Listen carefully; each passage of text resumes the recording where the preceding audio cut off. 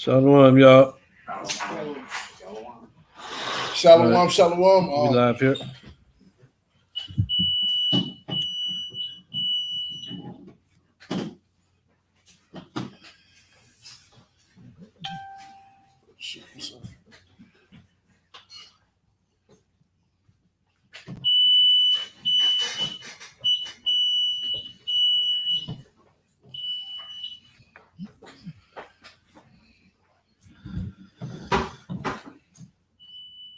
I shared it. You can Okay. start us off.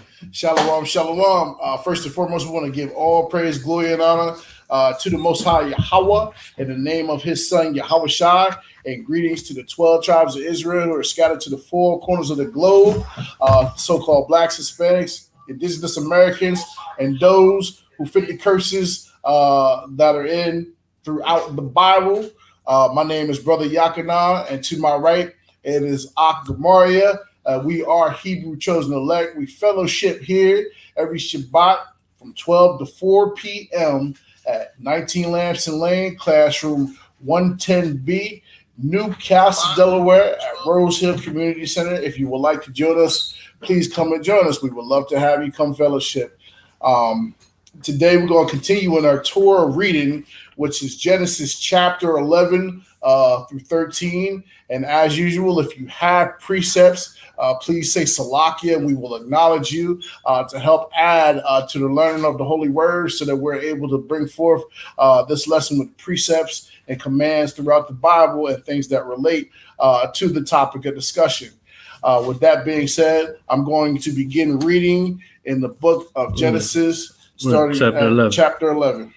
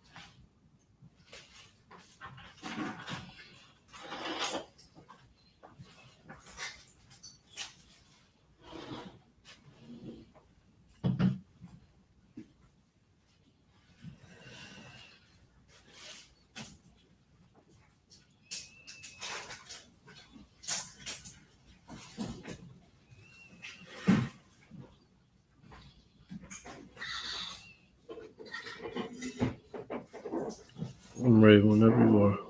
Okay.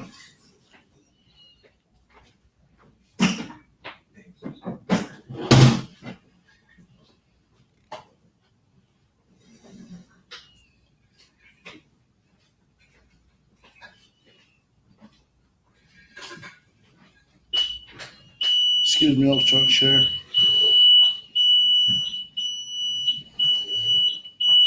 What'd you share? I'm just sharing the lesson. Oh, the direct. Come on. All right.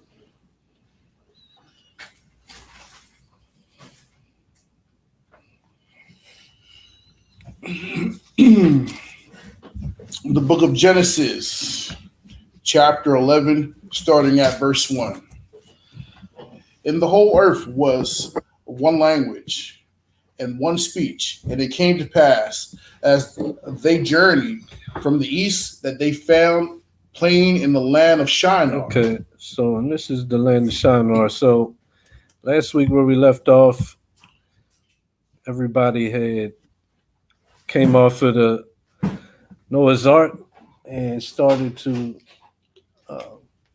start civilization back up, right?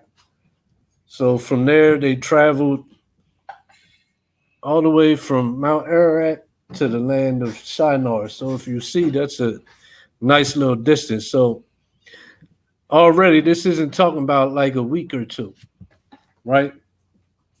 For them to have traveled this far, starting up new colonies, and it's talking about the people not just the four and their wives. It's after, it's a little bit more people. So they traveled from Mount Ararat down the river. You see, they stayed along the river course, so down to Shinar, right? So that's a nice little distance that they traveled from the Caucasus Mountains, basically down to what would that be? The area like Iraq. Go ahead. And they said one to another, "Go to let us make brick and burn them thoroughly." And they had brick for stone, and the slime had they for mortar. And they said, "Go to let us build us a city and a tower whose top may reach unto heaven. And let us make us a name, lest we be scattered abroad upon the face of the whole earth." Okay, so everybody had just, seen the flood happen, seen what happened to all the people they once knew, right? So now they're saying they want to build a tower because they want to be able to reach the heavens so that they can prevent the Most High destroying them again. As if you can go against the will of the Most High. If the will of the Most High is to kill you, he's going to take you out. But they're not in that mind. They're thinking that they can avoid it, that they can basically, go against God. So that's what's in their mind when they're thinking, okay, let's build this tower in case he decided that he want to try and destroy us again. And for an account on that, we're going to go to the Antiquity of the Jews, the Josephus again, book 1, chapter 4, verse 109. Just to get a little bit more on what was going on with these people after seeing what had just happened to the earth before. And now they're deciding that they want to get it in their head to build this tower. We want to see, what was going on and, what was the intent of this tower. So we're going to start at verse 109 in Josephus, book 1, chapter 4. The book of Josephus, book 1, chapter 4, verse 109. Now the sons of Noah were three: Shem, Japheth, and Ham, born 100 years before the deluge. These first of all descended from the mountains into the plains and fixed their habitations there, and persuaded others who were greatly afraid of the lower grounds on account of the floods. So there was the group of people. Some of the people was afraid to even be on the lower grounds because of what they had just seen. So they didn't even want to go down into the plains. They wanted to stay up in the mountains, thinking like they forgot that even the mountains had flooded too. I mean, it said that the waters was above the mountain, the highest peak, right? So already these people are showing a lack of faith is what we're seeing, right? They have no faith in the Most High already, not realizing okay, I just saw all these people die. Who saved me? Who saved my family? Yahweh did. So they already forgot that. Already walking without faith. Go ahead. And fixed their habitations there and persuaded others who were greatly afraid of the lower grounds on account of the floods. So were very loth to come down from the higher place to venture to follow their examples. Mm-hmm. Verse 110. Now the plain in which they first dwelt was called Shinar. Yahweh also commanded them to send colonies abroad. When did he do that? Back in previous chapters, he told them to go and replenish the earth, right? They disobeying God already. They want to stay together. They want to stay together because they're afraid. But the Most High God, once again, they're afraid, but the Most High God is the one that saved them from the destruction that he just sent on the earth. And they're faithless and they're not following the commandment of God. Go ahead. Yahweh also commanded them to send colonies abroad for thorough peopling of the earth, that they might not raise seditions among themselves, but might cultivate a great part of the earth and enjoy its fruits after a plentiful manner. But they were so ill instructed that they did not obey Yahweh, for which reason they fell into calamities and were made sensible by experience. Mm-hmm. Keep going. Of what sin they had guilty. Verse 111. For when they flourished with a numerous youth, Yahweh admonished them again to send out colonies. But they, imagining the prosperity they enjoyed was not derived from the favor of Yahweh, but supposing that their own power was the proper cause of the plentiful condition they were in, did not obey him. You see that? What do the nations always do? What do we always do? We always forget that it was the Most High. We start to think that we saved ourselves, or the doctor saved ourselves, or luck, or certain situations prevented the next. We always forget the Most High, especially the nations. And that's what they doing here. They thought that, okay, it was our power. They started to think we saved ourselves. SOS. We built the boat. We got on the boat. We brought the food on the boat. Forgetting that it was the Most High God that gave the warning and told Noah to build the boat. Right? Keep going. Not only that, he put the spirit on Noah to do these things. You know, he had the spirit of urgency that was on him. And it wasn't on anybody else besides him and Methuselah to have this urgency to make this happen during this time. You know, and that's why he was perfect in that time of keeping the law. He did everything that the Most High commanded of him at that time. Verse 112. Nay, they added to their disobedience to divine will the suspicion that they were therefore ordered to send out separate colonies, that being divided asunder, they might the more easily be oppressed. So this is what they think. They thinking that the Most High, how he's giving us this instructions, not for our benefit, but for our destruction, so that he can have us oppress more. Right? Keep going. Verse 113. Now, it was Nimrod who excited them to such an affront and contempt of Yahweh.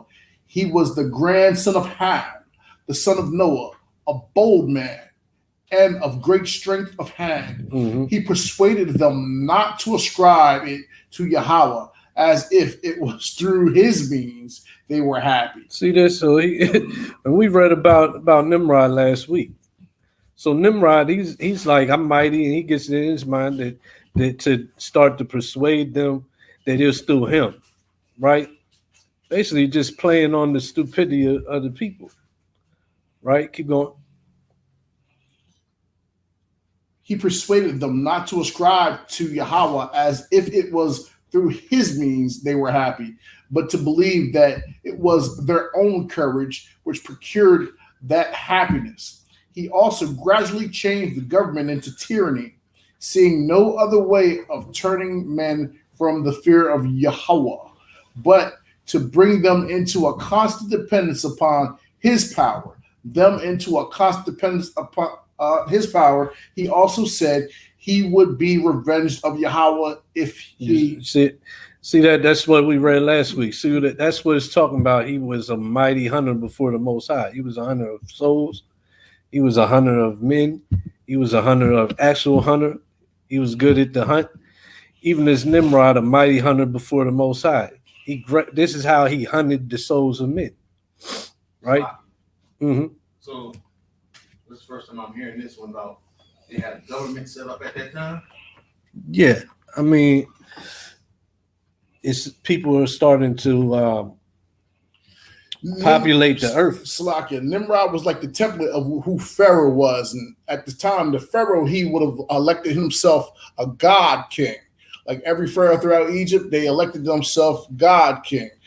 Even following after in Greek fashion, you had Antiochus Epiphanes, and he would call himself God on earth. And even going into the Persian Empire, Xerxes or Ahasuerus, he even deemed himself to be God on earth. I don't know if you ever seen the movie 300. Like they was shocked that a spear had pierced his face because he fancied himself to be a god. You know what I mean? So that's how Nimrod would have fancied himself of being the sun god. And then his wife Semiramis, she would have been the queen of heaven. And then Tammuz, he would have been after him, the sun god being Nimrod reincarnated. So he fancied himself in government as a hierarchy coming down from their Trinity. But is this the first government that came on the earth? This is the first government after the flood. Yes. And you look at the definition of government. The definition of a government is just the governing body of a nation, state, or community, right? So once you got one person that's at the helm, he's directing all these people, and everybody is looking to him, right? You got a government. So Nimrod, he was the, basically who everybody was looking to because of how mighty he had become. So what's he doing? He's taking that to his advantage, and he's gonna, basically get on high and start to use the people for his own, personal use, right? And he's got it. He's the main one that, remember, he brought in the worship. He brought in all the idolatry from the old world into the new world. So now he's going to take his the way he's seen by the people, the height that he's reached with the new society that's here on earth, and he's going to take them away from God. That's what we just read. And he's really going to turn it to everybody worship him, which we still see today. Go ahead. Scroll back up a little bit. Back down. Where at? All right, there.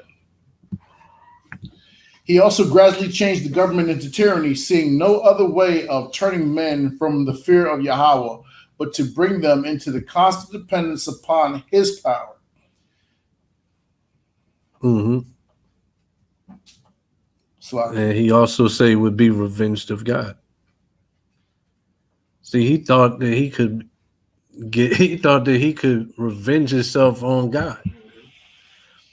And that's the mindset. I mean, it's what else type of mind state could you be in to think that you're gonna turn the whole world in? Like, God just saved everybody because of the idolatry. Well, I'm bringing it in. I'm gonna keep that, right? He also thought he would be avenged of God to such an affront and contempt of Yahweh. He was the grandson of Ham, the son of Noah, a bold man of great strength, a man who persuaded them not to ascribe to Yahweh,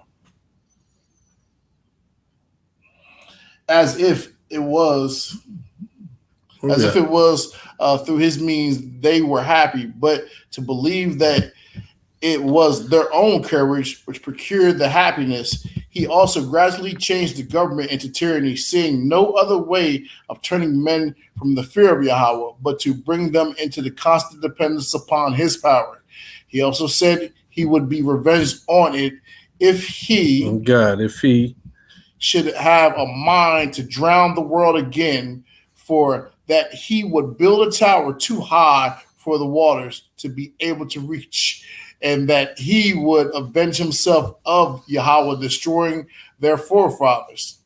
Now the multitude were very ready to follow the determination of Nimrod and to esteem it a piece of cowardice to submit to Yahweh.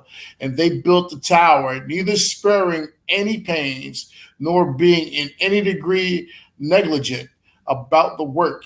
And by reason of the multitude of hands employed it grew very high sooner than anyone could expect. Mm-hmm. See, that, so it was Nimrod that got this thing rolling. Go back. The book of Genesis, chapter 11, verse 4.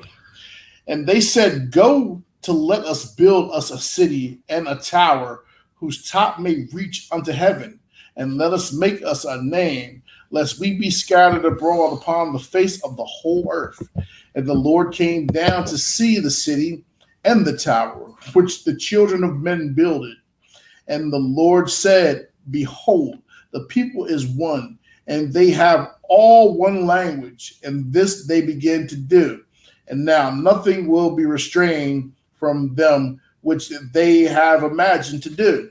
Mm-hmm. So this is a clear example of the world's rebellious and hateful ways. They can be seen from then up to present day. right? That's what we're seeing here. Question. Yeah.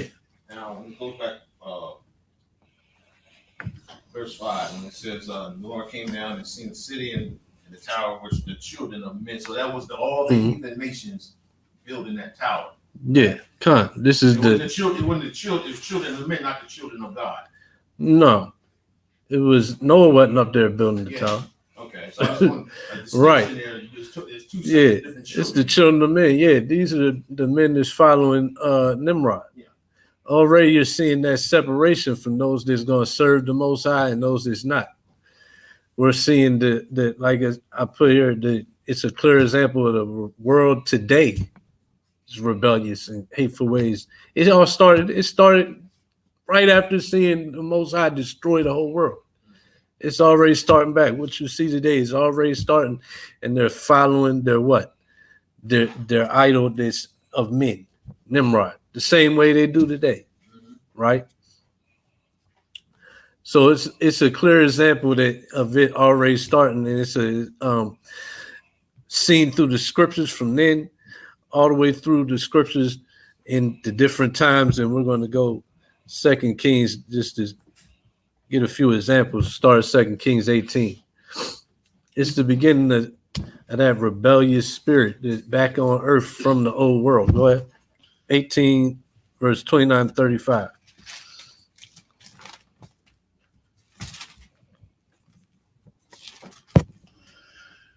The book of 2 Kings, chapter 18, verse 29-35. Thus saith the king, let not Hezekiah deceive you, for he shall not be able to deliver you out of his hand. Mm-hmm. Neither let Hezekiah make you trust in Yahweh, said, Yahweh will surely deliver us, and his city shall not be delivered into the hand of the king of Assyria. You see that this is the spirit that Nimrod was moving in. This is basically what Nimrod was doing right after coming off the boat. Once the people started to multiply, Nimrod became mighty.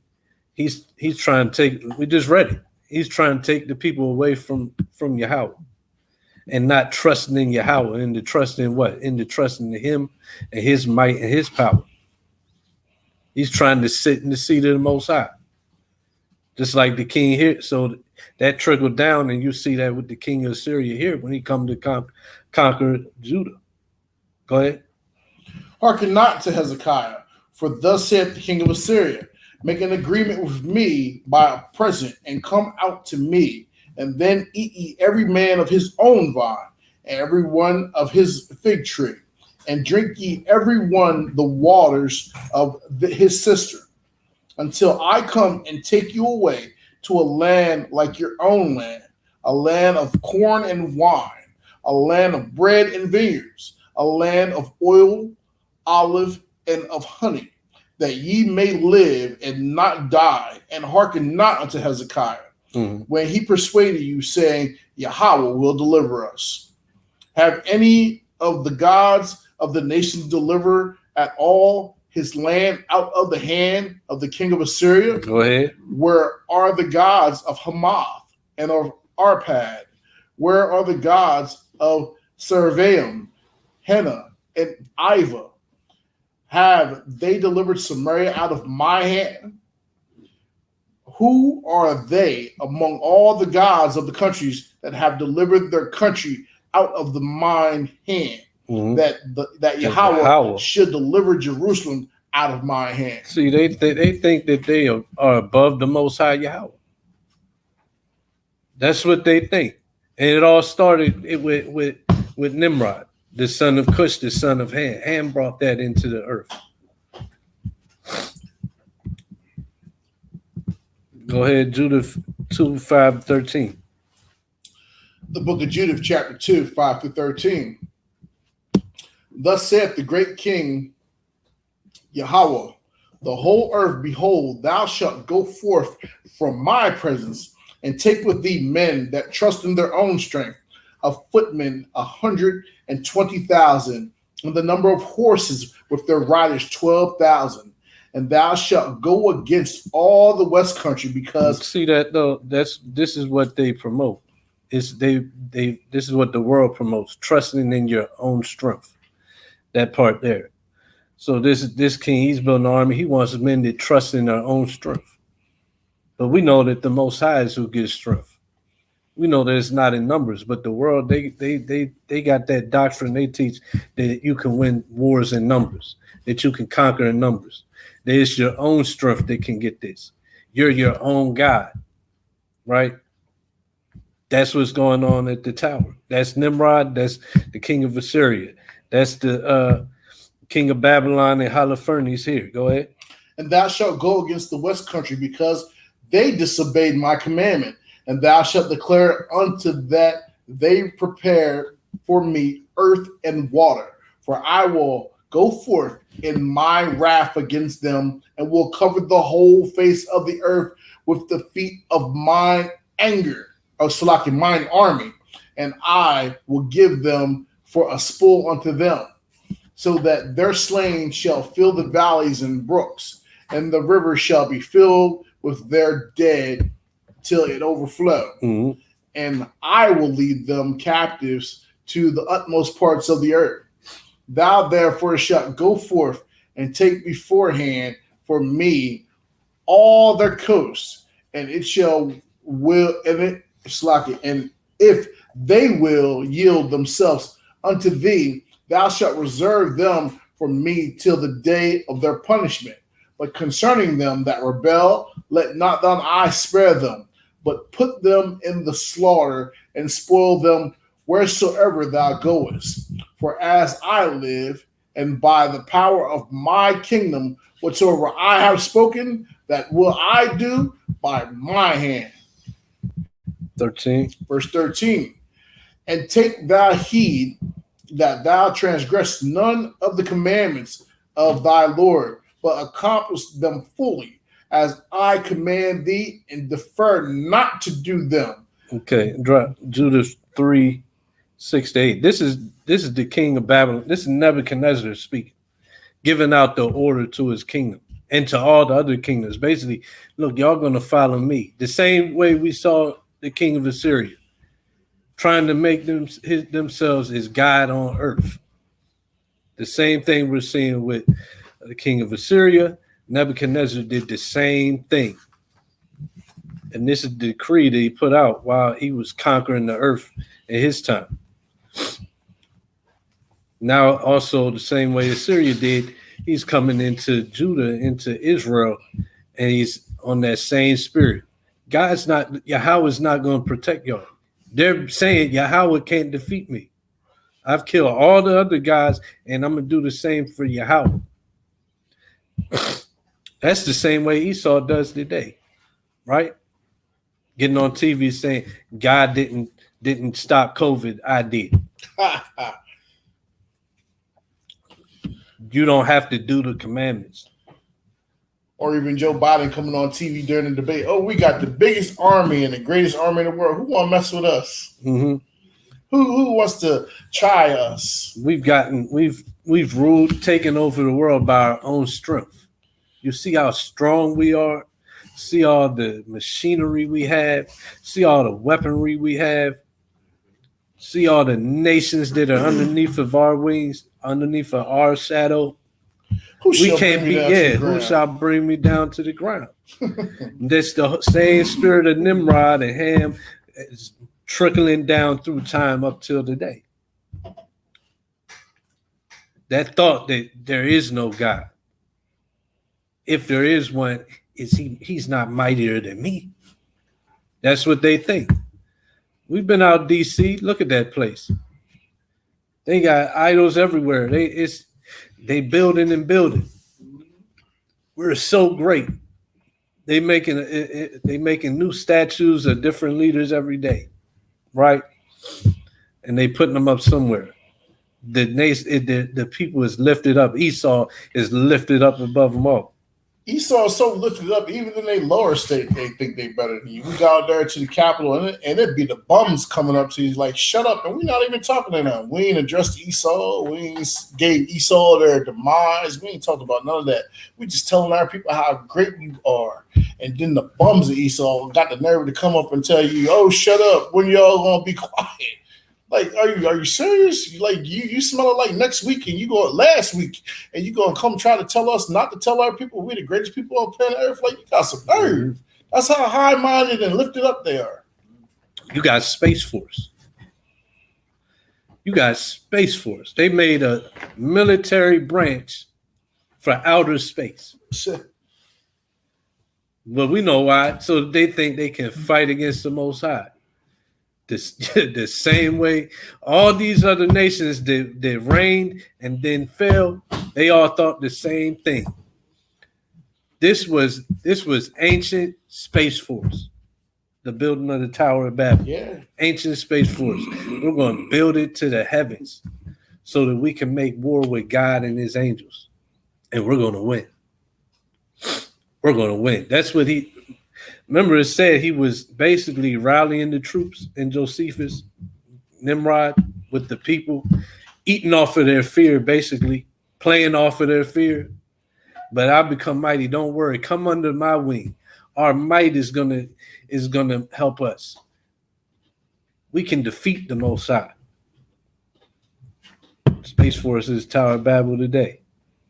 They think that they're going to war with the Most High God. They think that they're going to change the prophecy that says Yahweh Shai is going to come and he's going to destroy all these nations that come up against him. Even with that, they're like, nah, that ain't. We've heard what y'all said. We've seen what the Bible says, but who can bring me down to the ground? Yeah, I'm sit up there with the eagles. I've been to the moon. That's the same thing trickling down through every nation, through every kingdom, through every time. Go ahead. Back to Judith. So it's more to this Judith, chapter 3, verse 6, down to 8.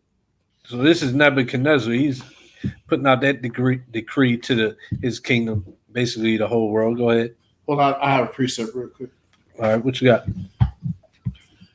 This is the book of Jeremiah, chapter 17, verse 5.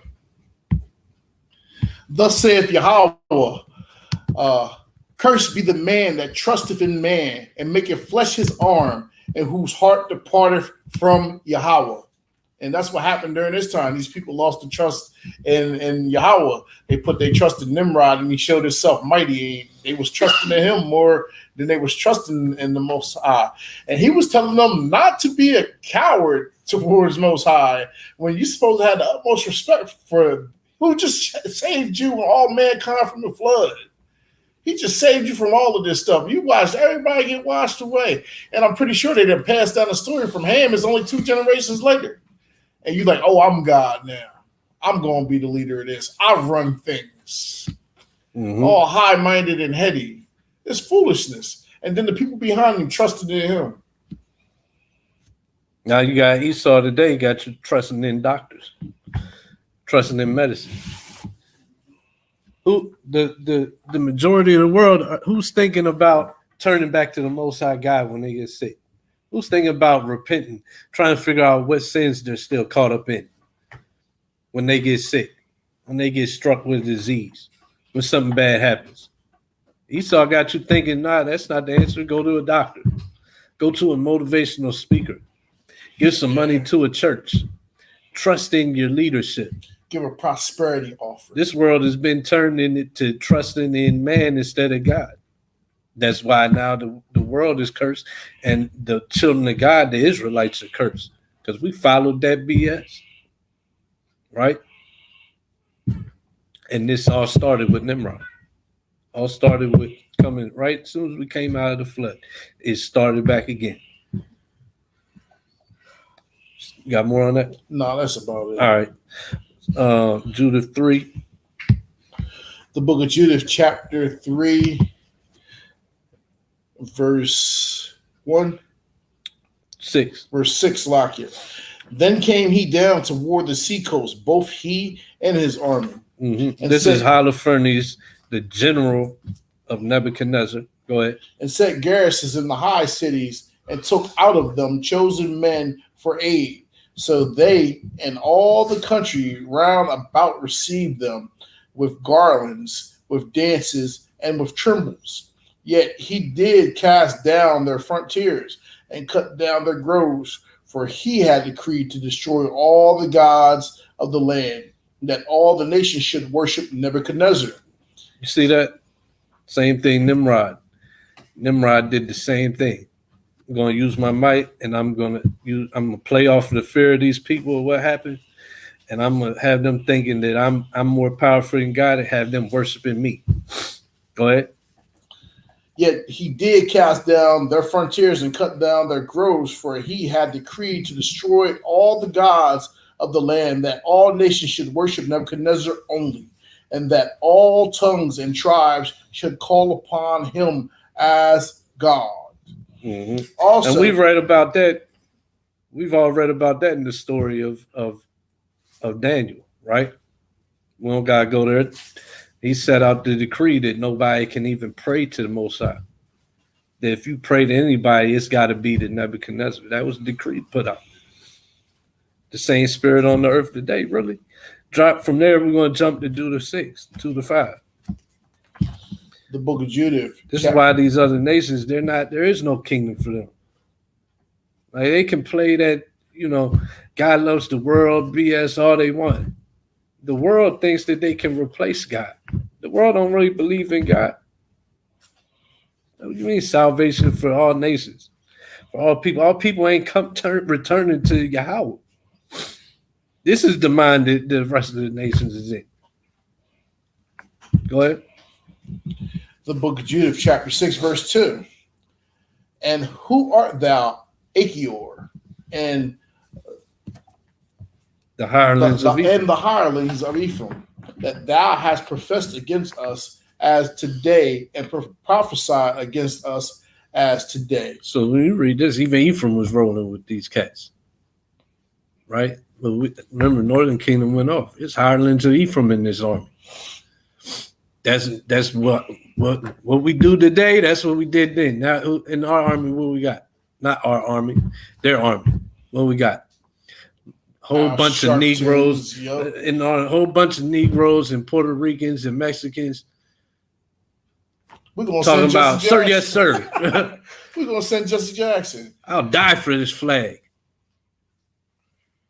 That's the first thing when Hurricane Katrina hit, and they wanted some relief down there, and they wanted the people stop tearing up the city, and they was the Super Bowl tearing things up. First thing they did, they sent Jesse Jackson. Let's send Jesse Jackson down there. They sent Jesse Jackson down there and T.D. Jakes before they sent George Bush down there. They made that before the president made it down there.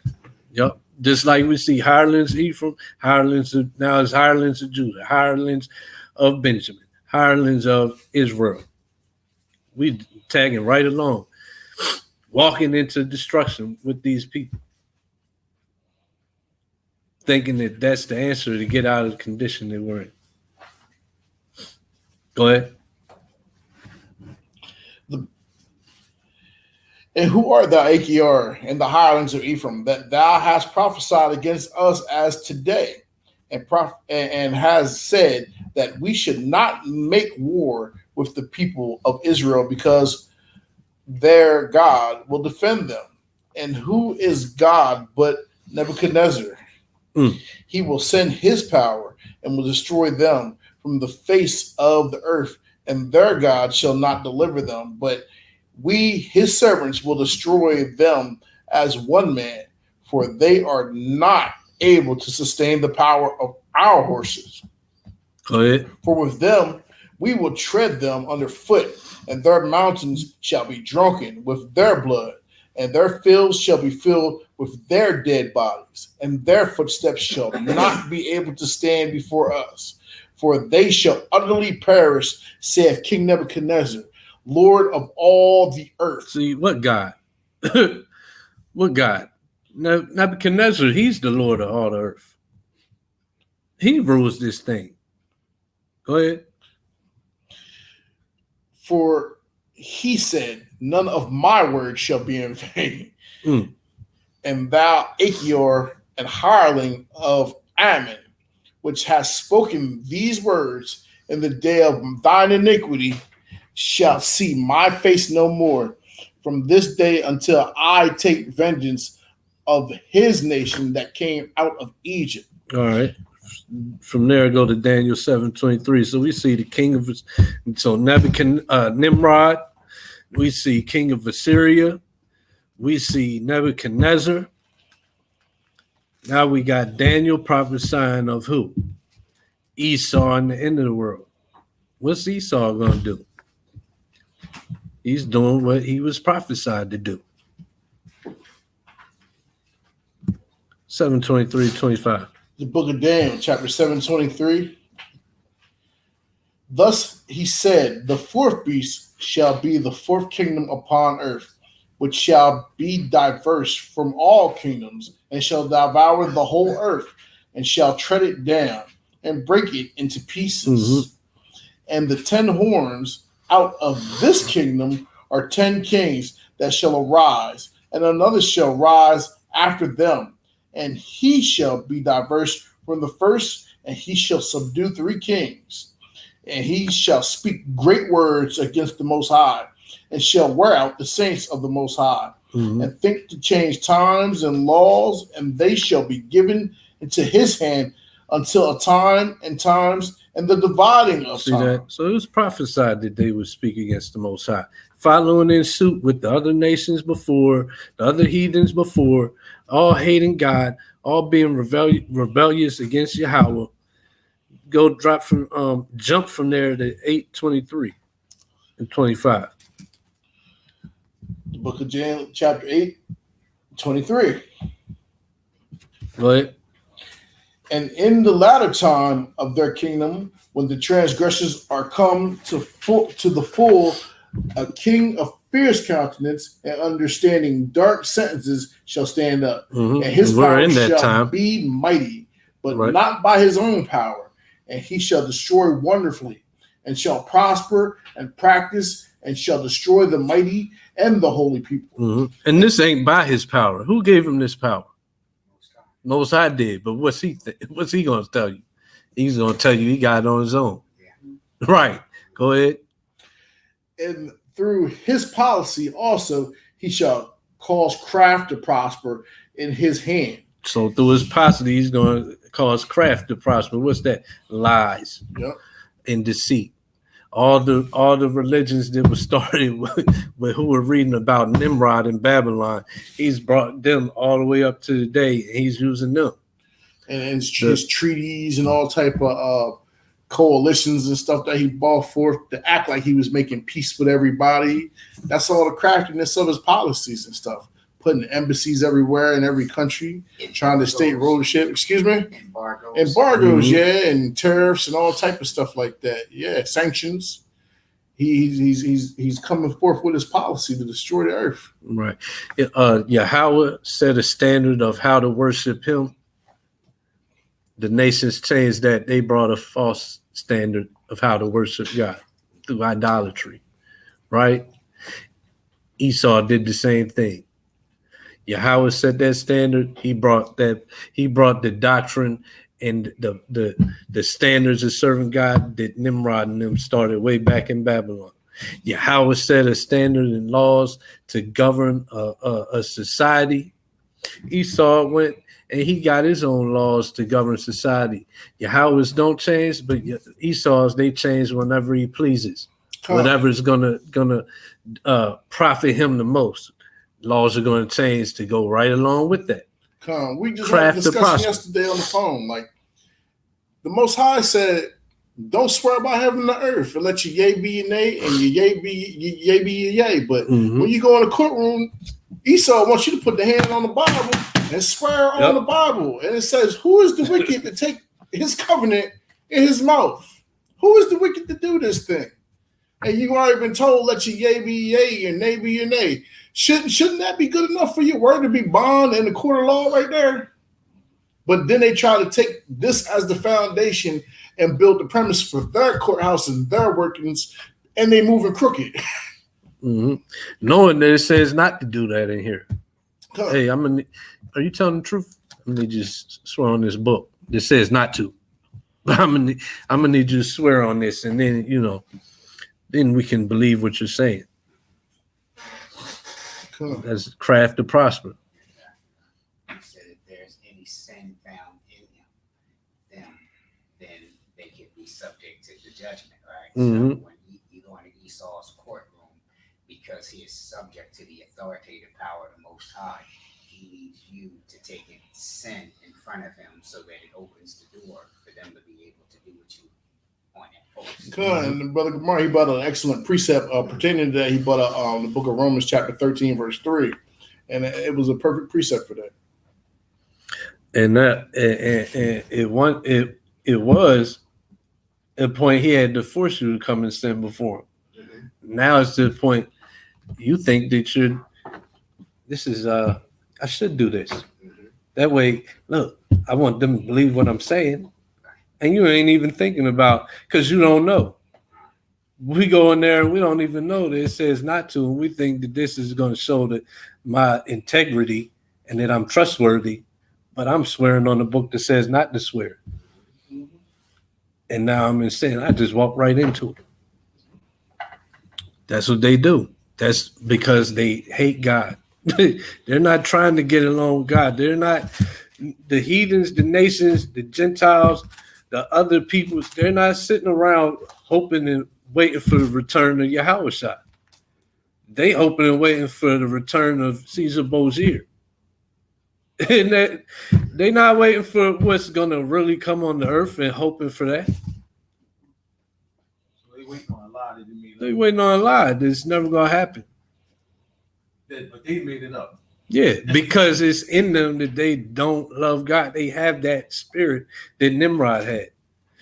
They have a rebellious spirit. Yeah, they have that spirit that the people before the flood had. That they can be above God. That they can be God. When you read in 2 Thessalonians chapter 2, it says that they made themselves as God, like God, and that they are seen as God, that they are worshipped as God. You know what I mean? And that's just what they've done. And even throughout the courthouses. You got images of supposed to be Moses, supposed to be the lawgiver. But it ain't really Moses. It's probably Zeus. It's their image. Yeah, it's their image. Yeah. And what's the one main thing that they use? Really? One nation. Get everybody as one nation. Somebody has to be on top of that one nation. And we've thrown God to the side. Now we can have a battle for who gets to be on control of the whole world. That's what you see, right? But it's that one people, one nation under God. God ain't never, Yahweh ain't never wanted that way. We're going to get to that too. Finish this. UN, that's what it's all about. BRICS, bringing different nations together as one nation. And his power shall be mighty, but not by his own power. And he shall destroy wonderfully, and shall prosper and practice, and shall destroy the mighty and the holy people. And through his policy, and he shall cause craft to prosper in his hand, and he shall magnify himself in his heart, and by peace shall destroy many. He shall also stand up against the prince of princes, but he shall be broken without hand. You see that? And that's what they do. That's what they did. They definitely stood up against the Messiah. They didn't turn him. People think that he's a white man and loves everybody and, walks around dressed looking like a homosexual. And then they went and they took that and also said they've changed the doctrine, what he taught. He taught to do the commandments. He taught the word of God. They taught that he did away with that. See, he fulfilled it. He fulfilled it. It's done. That's standing up against it. Right? From there, First Maccabees. get into King Antiochus. Con.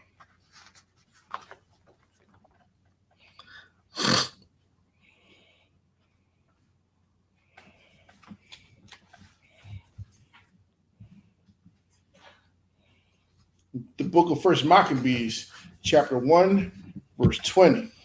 And this is also what that prophecy in Daniel was talking about. It was talking about him. It was talking about Esau today. Go ahead. And after that, Antiochus had smitten Egypt. He returned again in the 143rd year and went up against Israel and Jerusalem with a great multitude, and entered proudly into the sanctuary and took away the golden altar and the candlestick of light and all the vessels thereof, and the table of the showbread, and the pouring vessels, and the vials, and the censers of gold, and the veil, and the crown, and the golden ornaments that were before the temple, all which he pulled off. He took. So this is the wasn't even supposed to be no Israelites going in here that wasn't Levites. And he's not only going in here based off of his strength because he has this army, he has these weaponries, his own strength. He's not just going in, he's going in and tearing down.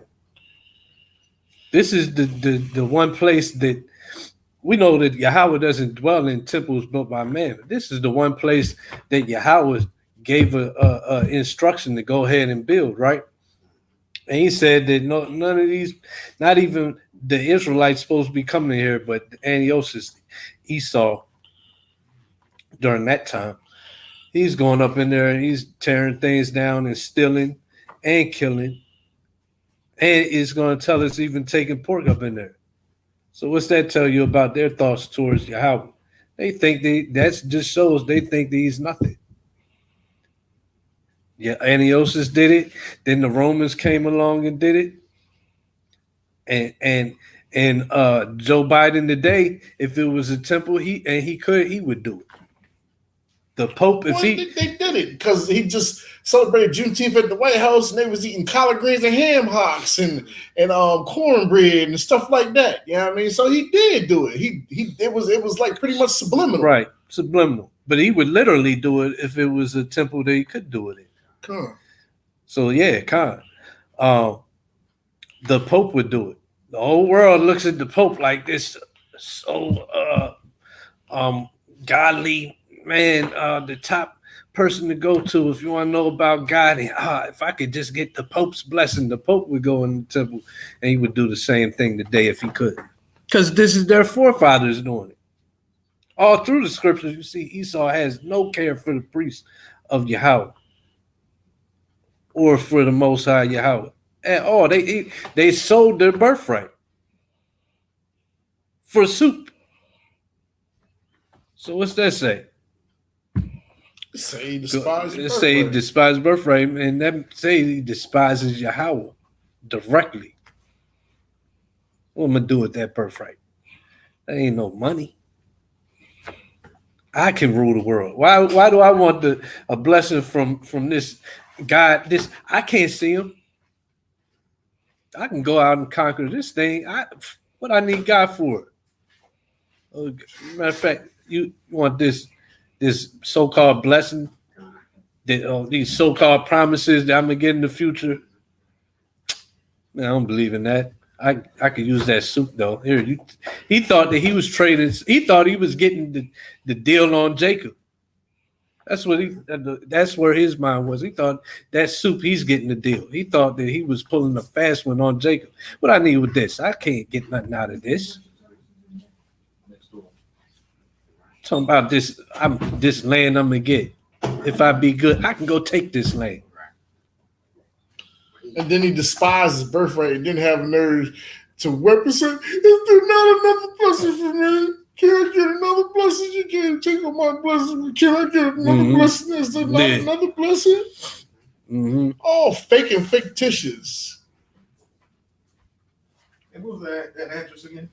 We at First Maccabees 1 verse, where we at? Let's pick it back up. 20. Verse 20. Pick it. Well, you have read some of it.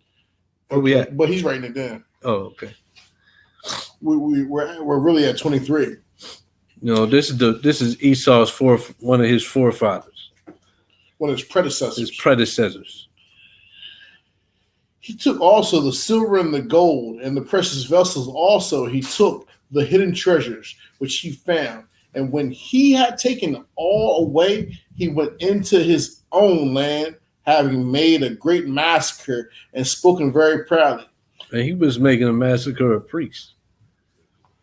There's one part in Josephus that said that he was going in there, and the priests, they was going in there and killing the priests. Esau was, and the priests was just doing their duties and just still doing them, even though he come through the slaughter. But Esau's so wicked. He's such a damn devil and hates Yahweh. That he going in there and he killing the priests that's just doing priestly duties. They not pulling out swords to fight him or nothing. They just in there praying. They just in there doing sacrifices. They just in there lighting incense, putting out showbread as if he wasn't there, because that's how strong the faith was, that they was going to just keep doing it like he wasn't in there. And if they died, the Most High is going to take care of it anyway. It'd be a good thing to go before the Most High, being killed doing his service. But Esau's such a damn devil that he was then, he is today, that he's going in there, he's killing the priests. The same way that we see when Saul said, kill the priest, none of the Israelites would do it. But who stepped up? Put fast in a hurry. Who got answers? Esau did. Yeah, Satan. Damn right, Satan. Esau stepped up. I got it. Doeg the Edomite. He said, I got it, and he slaughtered 80 of them. As if the Most High, as if this killing the priest of Yahweh is a little thing. That's the way. That's because it just shows they don't give a damn about Yahweh. They don't care about God. They don't believe in God. And if they do believe in God, they think that there's a way to beat it. Just look at their movies. Look at their movies. Battleship. Y'all seen Battleship? Nah. You ain't seen Battleship? Nah. You gotta check it out. Rihanna's even in there. Even though she's dressed in military garb, you know, she kind of wore that stuff. But anyway, but nah, Battleship is about Rihanna. Battleship is about the U.S. military having, you know, how the kind of like they having military games now out in the ocean. Like right now, the big deal is Russia is having their ships in the Caribbean or whatever. But like it's always military games or whatever, drills and stuff happening somewhere on the earth with the navies, different navies getting together. I guess plotting out how they're going to tactically deal with one situation versus another. Either way, in Battleship, that's what's happening. But during the course of this exercises that's going down, like spaceships, aliens come to Earth. And they got all this, you know, it's kind of like they got godlike power. But the Esau, and they figure, in their navies, they're figuring out how they're going to conquer these aliens. It's basically, it's just putting out there, they think that they can defeat the angels. They think they can defeat Yahweh. He's got all this power, but if we put our minds together enough, if we get together and team up as one, we can conquer him. That's the money. They showed you subliminally too in Independence Day. Like, who you truly trying to be independent from? Right. You fighting the aliens on Independence Day? You trying to be independent from the wrath of the Most High, sending his evil angels against you. Mm-hmm. And what they do, they figure, okay, we can all team up, and we're going to keep on trying this, and we're not going to give up until we find a weak spot in the aliens. Subliminally saying we can find a weak spot in Yahweh, and we're going to take advantage of that. So that's what they do. That's why they got, it's nothing for them to put out lies like Christmas, Valentine's Day, Christianity in general. Islam, all these different lies and false beliefs and things that go against God. It ain't nothing for them to put it out there. There ain't a second thought to it. That's why it so covers the earth right now. The earth is given into the hands of the wicked. Where we at? Verse 24. Go ahead. And when he had taken all away, he went into his own land, having made a great massacre and spoken very proudly. Go ahead. Drop to 41. Verse 41. Moreover, the king Antiochus wrote to his own kingdom that all should be one people. Also, what's America about? Being one people. Then after that, you got the United Nations. Bringing everybody, being one people is one nation on top of the earth, and then bringing everybody else underneath in subjection, but still one. This one earth society, some people call it New World Order. It all goes back to here. But really, what we read in Josephus and what we read about Nimrod, it goes back to Nimrod. They know the power. If everybody that can get on top and be in power, they know that there's power in getting everybody together underneath of them, because then who's going to be against me? I got everybody in a team effort, and then now they're under me. And you see it out in the world. There's two factions. There's two factions of NWO. I mean, you got Putin and his faction with the BRICS, and then you got Biden and them with the UN. And it's two factions. They showed it to you subliminal on wrestling. One is the regular NWO, the other is the Wolfpack NWO.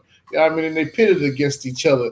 And one is building up this set of group, and this faction is over here, and then this faction is over here, but they still two wings on the same bird. And it's Satan divided against Satan. So Satan divided against himself, and if the kingdom divided, it's the kingdom that's not going to stand. Mm-hmm. They're still playing the bad cop, good cop game, man. They both the bad cop. There's two wings on the same damn dragon. Yep. They both the bad cop. The lesser evil. You gonna vote? You voting for evil? You down with evil?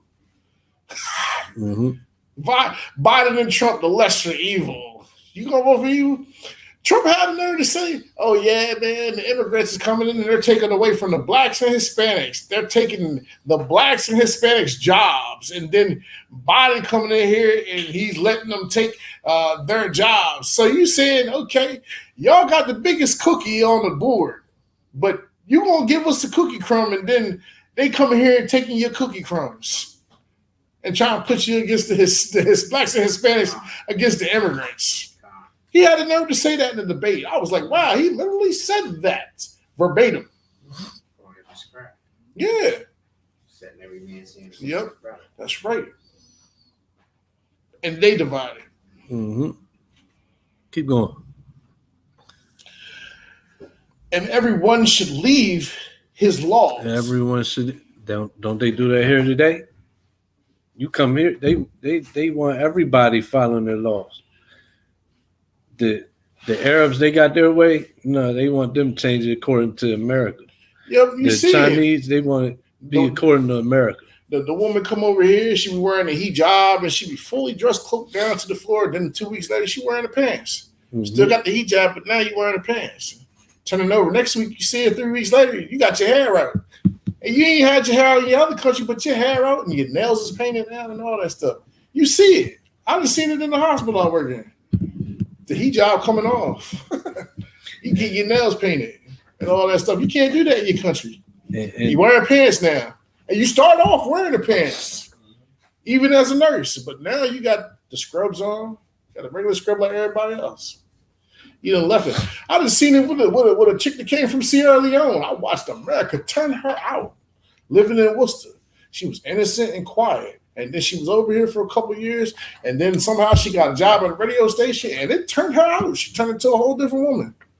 I'm like, wow, like you really spontaneous now. Like you nothing like what you came here, clean and innocent. You know what I mean? America turned you out. About homosexuality. That too. It's illegal. It's illegal, say, over here in Ghana. Well, look, we want y'all to switch that. What he's talking about with the Arabs. You come here, we need to get rid of that. But they're trying to, we need y'all to change it over there in your land. Now different nations, they're starting to implement less strict dress codes for the women.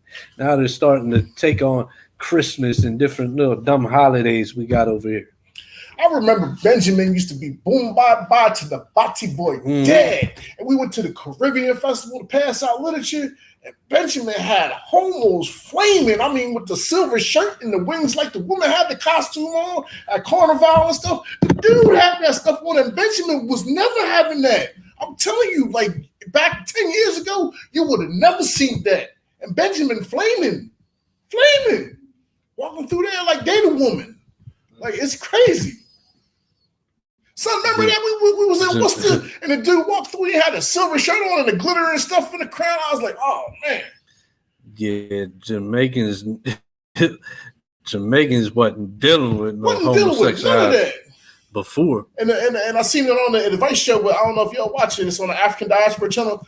The lady was saying that she don't know what racism is. That she was talking about her girlfriend coming from Jamaica don't know what racism is. Like, how you don't know what racism is? Yeah. You can't relate to the black American, and you blacker than most Americans. Blacker. You the blackest of the blacks. And you can't relate to the blacks in America. That's foolishness. And they were the first ones dropped off the downloads. Oh, well, look. So they still legally though, they still got a problem with it though. It's starting to lighten up. It used to be like he was saying, you couldn't be a Bati boy. Yeah, you could get killed for that. Now you can kind of, be a little on that, but and not get killed. But it's still, you can go to jail. Like I pulled up this Wikipedia is what came up, but I looked up homosexuality in Jamaica, and that's what it say. Lesbian, gay, bisexual, transgender persons in Jamaica. Hold on. In Jamaica, face legal and social issues not experienced by heterosexual and gender-conforming people. Consensual sexual intercourse between same-sex partners is legally punishable by up to 10 years of imprisonment in the country, and all praises to Yahweh for that. But America, look, they trying to change that. You guarantee they're trying to change that right now as we speak. They get a chance, they're going to be like, look, y'all going to have to come around and start allowing these homos, or we're going to cut off food to your land. That's what they want to do. If they can get a chance to do it, that's exactly what they're going to do. But all praise Jamaica, they ain't dealing with that. But America, what they saying? That all nations should change their laws. So yeah, you come to America, you wasn't dealing with that over there. Well, you want a piece of this American pie, huh? Well, now you know what? You're gonna be you want to come a foreign, like they say. Yeah, you're gonna have to deal with homos now. You ain't have to deal with that back home, but guess what? We want that. That's gonna be all over. They made Buju Banton apologize for making the song "Boom Bye Bye" to the Bati Boy dead. He apologized, and then they made him go to San Francisco and take a homosexuality sensitive course. This Mr. Bati Boy killer here, and he apologized for it. You know what I mean? It's crazy. So America really making people succumb to what they want them to succumb to, especially if you want that fame. And he just got out of jail too, so he want to make money over here in America because all they got to say is, yeah, we're going to deport you back to Jamaica. Because really, he supposed to get deported back to Jamaica. Yeah, but he apologized though. So he getting money. He back over here. You know what I mean? It's crazy. As it was done back here when we reading, it's same today. Oh, yeah. Verse 43. Yeah, many also of the Israelites consented to his religion. Yep, just like we do today. Go ahead. Yep. LGBT Rainbow Coalition on church, all that stuff. Yep. Apologize for the homosexuality and stuff. The Bible. Oh, the Bible says. Actually says keep the laws. Nah, I like their religion. No. We gonna bring this gay Bible out. It's Adam Mm. and Steve there. We gonna have the gay Bible. Queen James Bible. Queen James Bible. Queen James Bible.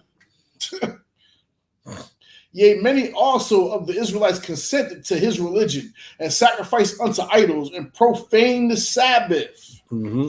For the king had sent letters by messengers unto Jerusalem and the cities of Judah that they should follow the strange laws of the land and forbid burnt offerings and sacrifice and drink offerings and the temple, and that they should profane the Sabbaths and festival days, Mm-hmm. and pollute the sanctuary and holy people, Mm-hmm. and set up altars and groves and chapels of idols, and sacrifice swine's flesh and unclean beasts, that they should also leave their children uncircumcised and make their souls abominable with all manner of uncleanliness and profanation, to the end that they might forget the law and change all the ordinances. Yep, and you see it too. Like you just laying back off all that homosexual stuff. You see our people taking these kids to these gay parades and all this foolishness. That's making them abominable and forget all of this stuff. You taking them out there and they dressed up in animals and stuff and walking around. This dude had the bong shaped like a penis, man. And he walking around with dildos and stuff. You taking your children out there and talking about this is what we proud of. That's foolishness. Yeah, I mean. They got the trannies reading kids stories drag queen elementary schools and libraries. One better than that. They got a segment. I seen it on Facebook. It was a segment called "Drag Me to Church." So you got the drag queen in church. You don't go full blown drag me to church. You know what I mean? Like that's craziness right there. Like how we get there? Drag me to church, and you reading about Sodom and Gomorrah and stuff when they got destroyed, but we at drag me to church now. And the all men are uncleanness and profanation. Now you got the churches. They in there twerking and doing all manner of filth right in while they supposed to be worshiping God. They mixing the night before. Don't go to the club the night before come to church. Just wait till church. Yeah, the chick had the song last year, "Dropping Low for Jesus." Beyonce got one. Beyonce got one. It's You remember that son? Man. I was like, man, son, can you see? I said, son, do you see this? The chick, big chick. I don't think it was Lizzo, but it was some other big chick. She was like, let me drop it low for Jesus. I was like, man, this is going to hell in the handbasket quicker than I don't know what, man. Like you just crazy even thinking and putting that out there, man. Like you want the Most High just to smite you, you know what I mean? You asking to get smacked. You know what I mean? Yeah, she got a song. Beyonce Church Girl lyrics. I looked up. She got a song called Church Girl. Yeah, I'm gonna pull it up. I'm pull it up on the computer. I ain't gonna play the song. I'm just pull these lyrics up real quick. Salaki, also, when you were talking about that, America has devised a fifth wing of the military for the Air Force. That Esau has a sixth wing, and that's Jake. His greatest army is Israel against the Most High God. Yeah, that's his end game. Yeah, right? Like a couple of weeks ago, I don't know if you watched House of David, but Elder Bemyanya, he balled out that blacks and Hispanics is joining 27% more than anybody in the military lately.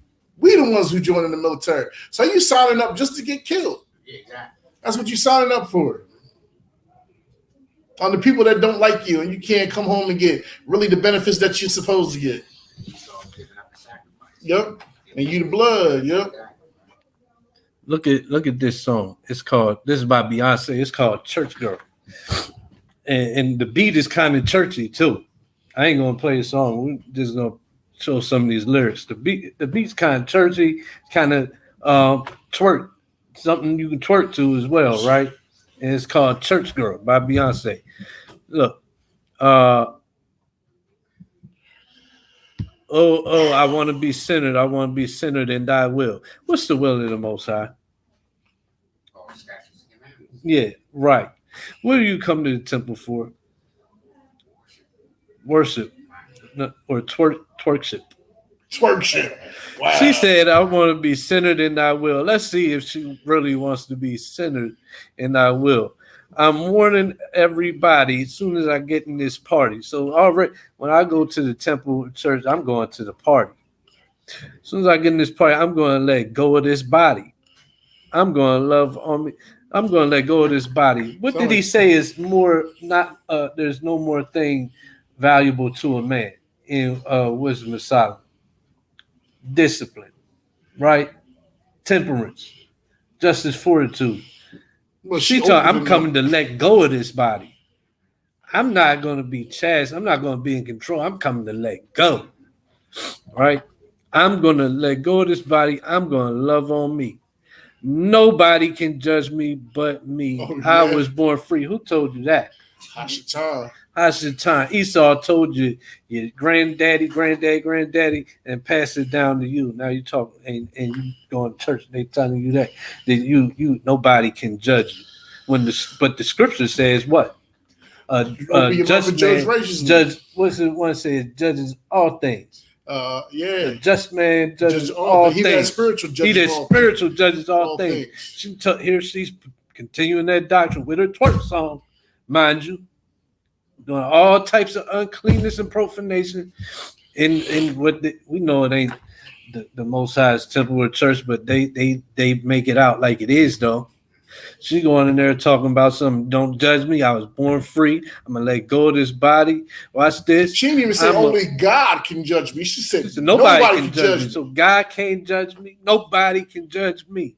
That's that Boosie stuff. God made me. He gotta feed me. I'm gonna eat this pork. If shoo, that's same. It's all learned from Esau though. She said, nobody can judge me. Me, I was born free. I'll drop it like a thotty. Drop it. This song is called Church Girl. Should I drop it like a thotty? Drop it like a thotty. I'm coming in the temple to drop it. So she said she's going to drop it like a thirsty hoe over here because that's what the acronym for thought is. Thirsty hoe over there. She's going to drop it like a thirsty hoe over there. She said, it's crazy. Yo. This is what we've learned from Esau. And this is what we read that even the Israelites consented to their religion. And her crafty counsel is that Beyonce came through our era, so we accept her. So we don't monitor her songs coming to this next generation because we accepted her right vibration. So this was just a setup to get to the kids. It said, "Me say." Now drop it like a thotty, drop it like a thotty. You bad. Church girls acting loose. Bad girls acting snotty. Let it go, girl. Let it go. Let it out, girl. Let it out. Twerk that ass for Jesus.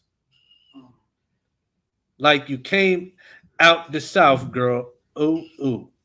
Oh, my God. Bad girl acting naughty. Church girl. Don't hurt nobody. You can be, hold up.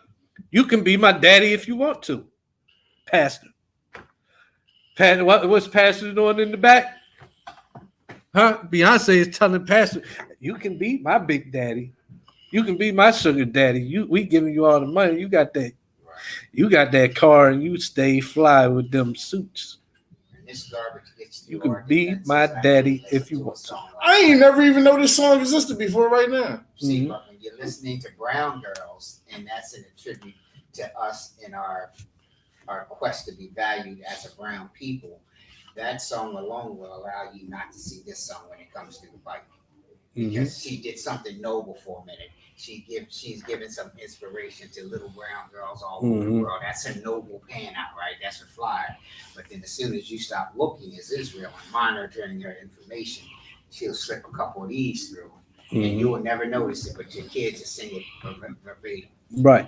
And now the girls in church, once it was the kids that go to church, they act a little bit more in the right way. Reserved, more in line with the Bible. Right. You notice a difference, like in in school or out in sports with the sport teams or wherever. They listen to this, and she's telling them to drop it like a thotty. Now look at this. You can get it tatted if you want to. You can get it tatted if you want to. She's telling them, nobody can judge me. You can pop it at church. Now she's telling them, you can get it tatted if you want to. And they like, oh, this is a church song. They like, look what she's become. My parents, they don't tell me to not listen to her. They don't rebuke nothing she doing. And she's in the song telling them, this is how you can serve God, by popping it like a thotty. The pastor, you can be my daddy. Yeah, why is Pastor taking me around back? Oh, this must be what Beyonce was talking about. That's why we in this back room. And you know what Beyonce says? You can be my daddy. So he wants to be that. I'll keep it quiet. And then she told him, you can get it tatted if you want to. You can get it tatted if you want to. She ain't trying to hurt nobody. You're not hurting nobody by breaking God's laws. See that? You're breaking God's laws, but you're not hurting anybody else. So it's okay. You ain't hurting nobody. Put your lighters in the sky. Get this mother effer lady. She's going to shake that ass in them big, tig, old biddies. Oh, my God. So get your racks up. Get that plate passed around. Get your math up. Drop your ties. While that song playing, we out here twerking. Make sure, get that money out, drop it in the basket.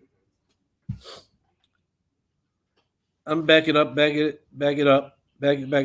gonna bust it. What's that mean? What's that mean? I'm gonna bust it. Yeah. I'm gonna bust it. Back it up. No, I see them great. Hold up. I'll let you come in. I see those gray sweats.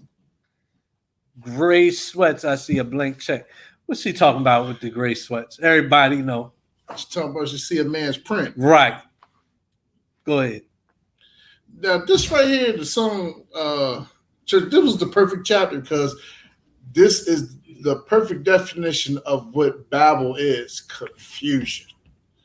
And this is like the subliminal of today's Tower Babel of what society seems to want to make godly, being the opposite of God. You know what I mean? It's straight up confusion, man.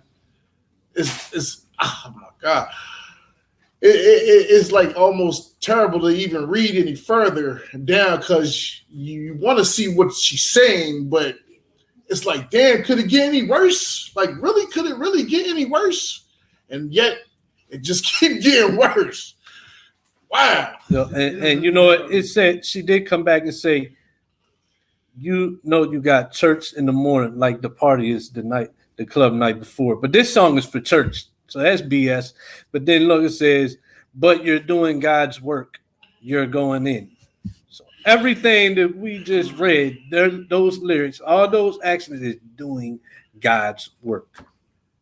It's not even you don't even have to repeat verses or vamp to the song. It's just ongoing rhetoric. Blasphemy. Mm-hmm. Right. Just more and more It's not blasphemy. even a song. Mm-hmm. All deal with this with the church, we used to deal with the Church of Corinth. They had a term called Corinthian girl. Mm. The Corinthian girl were the priestesses that were out here prostituting, bringing back offerings to the church. And that's when he came in and he mentioned selling quill, and he said, yeah. Right. People were running amok, and this type of lasciviousness was just all rampant. Mm-hmm. in Corinth. That's what that Greeks thing was. Yes. Greeks was Israelites that's following these. Today we have Greeks. The Negroes in church, that's your Greeks. Beyonce, that's your priestess of the Greeks. Yes. You know, like the Greeks was Israelites that's following all the ways of these nations that hate God. We learned this. All Greeks is in the Bible is people who done learned how to hate their God. Israelites specifically, they done learned how to hate their God, and they're following Helen. she's acting like how she could be your modern day image of Helen Diana. or Diana Yeah. or Asher. Ashtor. Yeah. I have a definition here. The term was called Corinthia zestia, means to be sexually promiscuous in the expression. Mhm. That's a Greek, ancient Greek. And they was Ancient doing this term. and bringing this type of practice back into the Church of Corinth. So all that is has been and all Corinthia that is, Zestia. Mhm. and we're watching that same spirit come from here. Right. Take over. Sad, man. And we reading about this was all starting up. The seed was being planted all the way at the beginning with Nimrod. Straight up confusion. Straight up confusion. Babel. What Babel means what? Confusion. Confusing. Let's go back. Verse 48, that they should also leave their children uncircumcised and make their souls abominable with all manner of uncleanness and profanation. All manner of uncleanness and profanation. And that's just the perfect model to show that it's all manner of uncleanliness and profanation and what you see in the modern day Christian church. I mean, it's no doubt about it that you can't even argue it. Like the Christian church nowadays is the main conduit of Satanism. I mean, it is. There's no way of getting around it.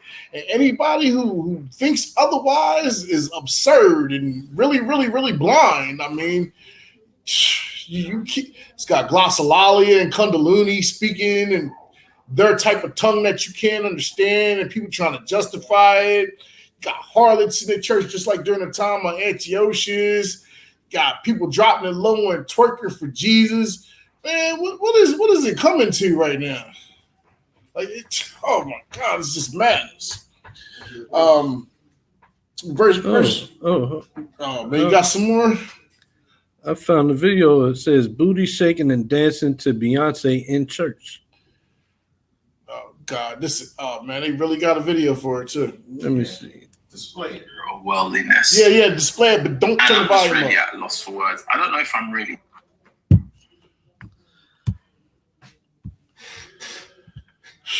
Yeah, that's what the video says. It says booty shaking and dancing to Beyonce in the church. So this is continuing on that. Esau brought in and taught us all manner of uncleanliness and profanation. Now it's acting stupid. My phone ain't acting stupid. Page unresponsive. Maybe we'll just no. All you gotta do is look it up. I'll just watch it later. Yeah, so it's a video on YouTube. It's called Booty Shaking and Dancing to Beyonce in the Church, the Spirit of Worldliness. So yeah, just anybody wants to see that video, go check it out. I don't want to sit and play with this for too long, trying to get it on the screen. But it's on there. It's only a 5-minute video, so anybody can check it out. I don't even know if I want to watch the 5 minutes of it. Yeah, you probably won't. But somebody's doing commentary, so it might be, might be all right. So go ahead back to verse 48. That they should also leave their children uncircumcised and make their souls abominable with all manner of uncleanliness and profanation, to the end that they might forget the law and change all the ordinances. Mm-hmm. And that's just prime examples that everything has been just flipped upside down. To the end that they might forget the law and change. So we see the word is on the word. Yeah. And this is thousands of years ago too. Yeah, I mean, bringing it up to the date of what's going on. And whosoever would not do according to the commandment of the king, he said he should die. In the selfsame manner wrote he to his whole kingdom and appointed overseers over all the people, commanding the cities of Judah to sacrifice city by city.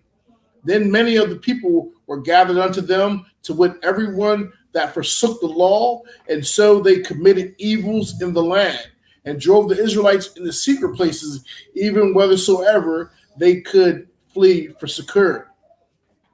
Now, the 15th day of the month Caslev, in the 145th year, they set up the abomination of desolation upon the altar and builded idol altars throughout the cities of Judah on every side. Something God said is not to be done. Go ahead. And burnt incense at the doors of the houses and in the streets. And when they had rent in pieces the book of the law which they found, they burnt them with fire. So this is the way they still feel this way.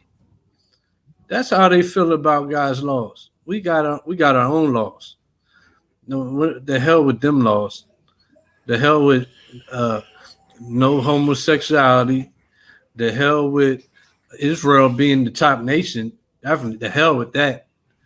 The hell with thou shalt not steal. No adultery. The hell with multiple wives. Nah, they can have one wife.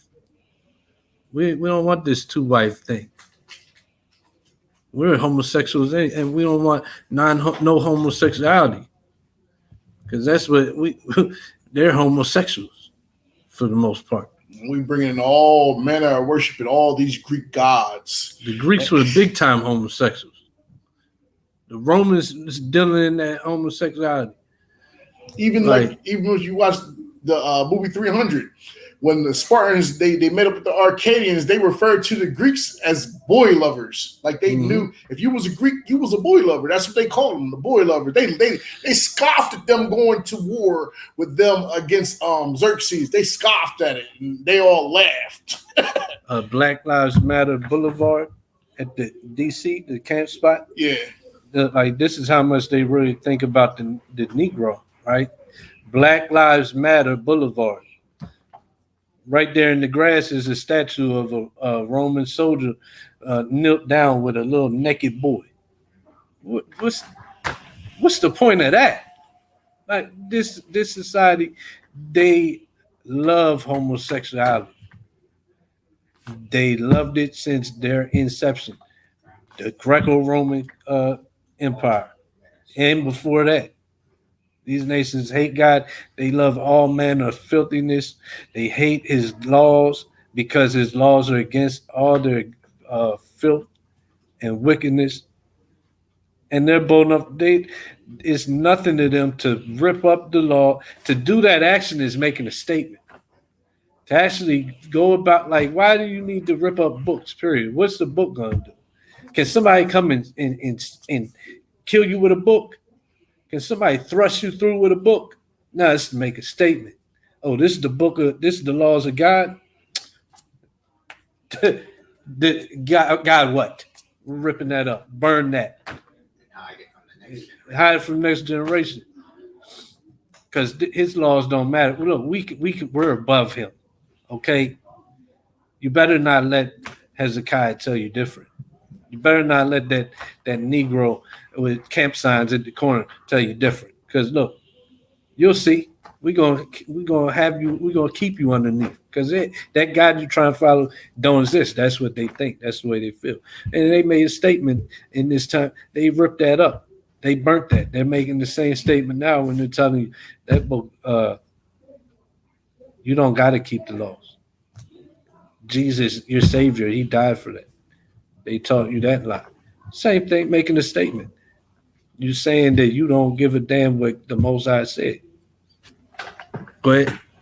Verse 57, and whosoever was found with any of the book of the testament, or if any committed to the law, the king's commandment was that they should be put to death.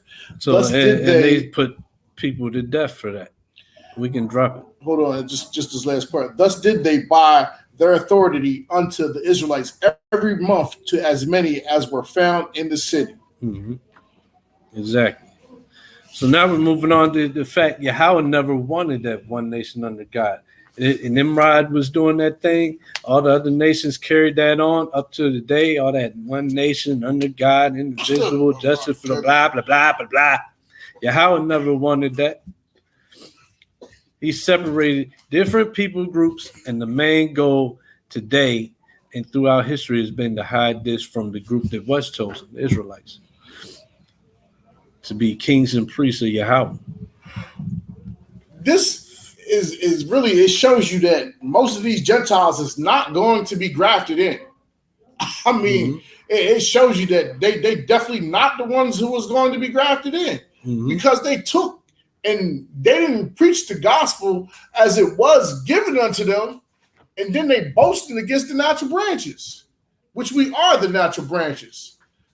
And then you saying we not the people, and then you done turn the so-called law, statutes, and commandments to this debauchery that you've seen.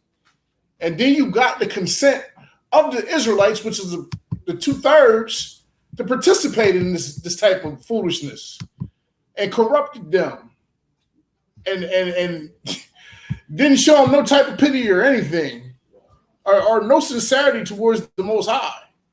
So that's how you know they're gonna be cut off and smashed. It's just crazy, man. I got you. Romans 1:25. Who changed the truth of God into a lie? That's what they did. Changed the truth of God into a lie, and worship and serve the creature more than the creator, who is blessed forever. Amen. That's what they did. That's what they've been doing. We've read that. We all got the book, or most of us, Babylon, the 2 Babylons, and we read some of it last week. That's what they've been doing since then. And that's how you know that Esau's in the same spirit. You go in the Bible, what they teach is totally different.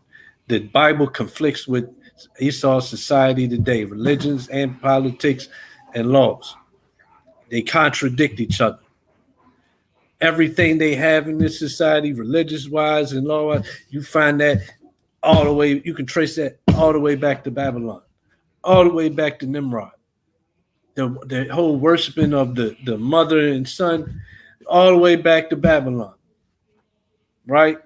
They changed the truth of God into a lie, like the brother just said. Scripture for that as well.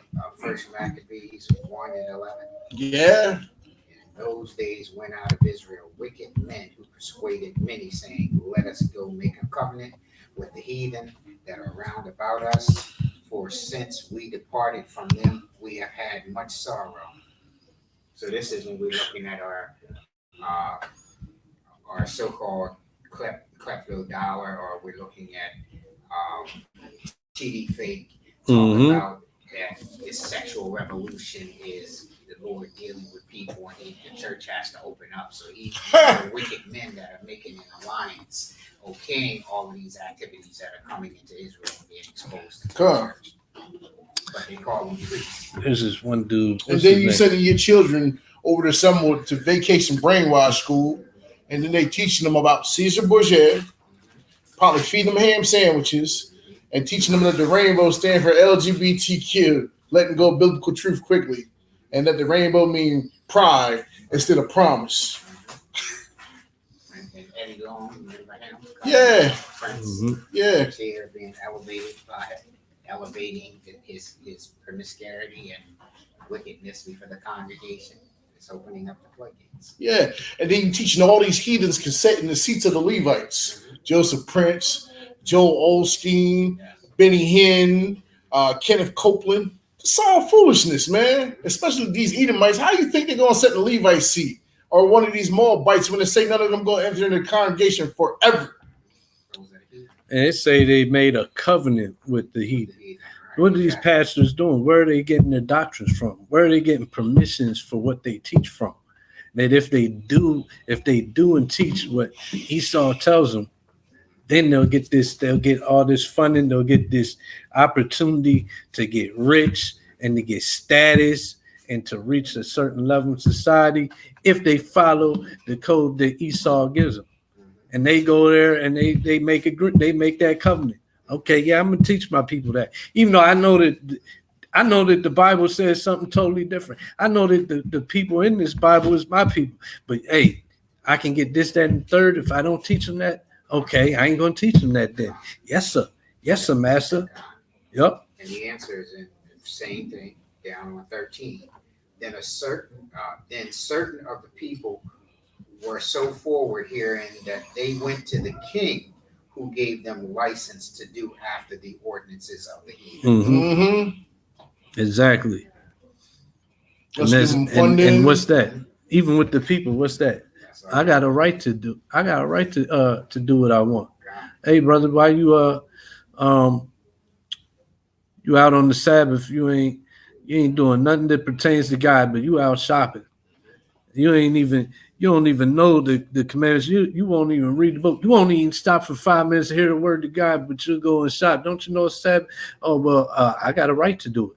I can transition. I can do from it a what? boy to a girl without the consent Right. of my parents from some It's- freak teacher that I had that was whispering in my Mhm. ear at the age of 6. And I can transition. it's legal. Yeah, without question. I can Yeah, legally but, do yeah, it. you can't- Who you can't tell me I accept can't. A criminal who done everything to try to change his life and transition into be a good person, but you can accept a boy trying to be transitioning into a woman, or a woman trying to transition after taking a whole bunch of testosterone into being a man and cutting her boobs off. That's foolishness. And there's laws prohibiting the parent having access to the knowledge of what a child is doing.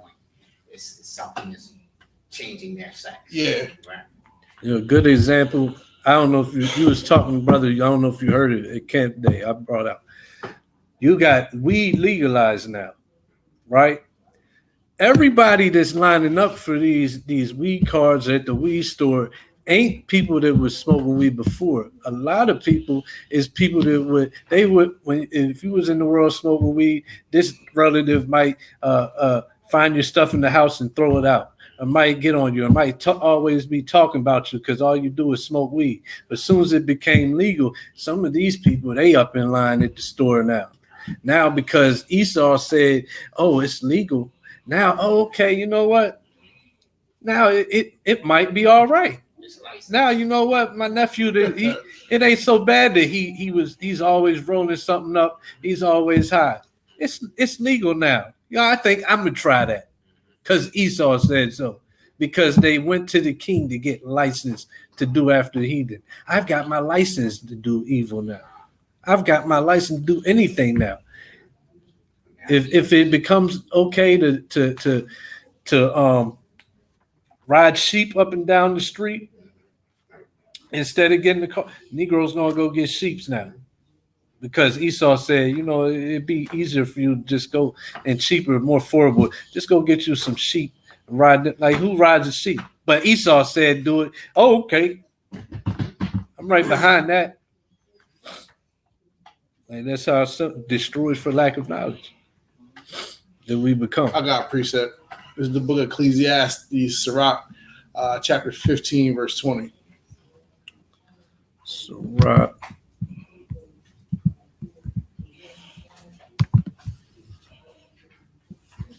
I need to get me a mouse. Go ahead.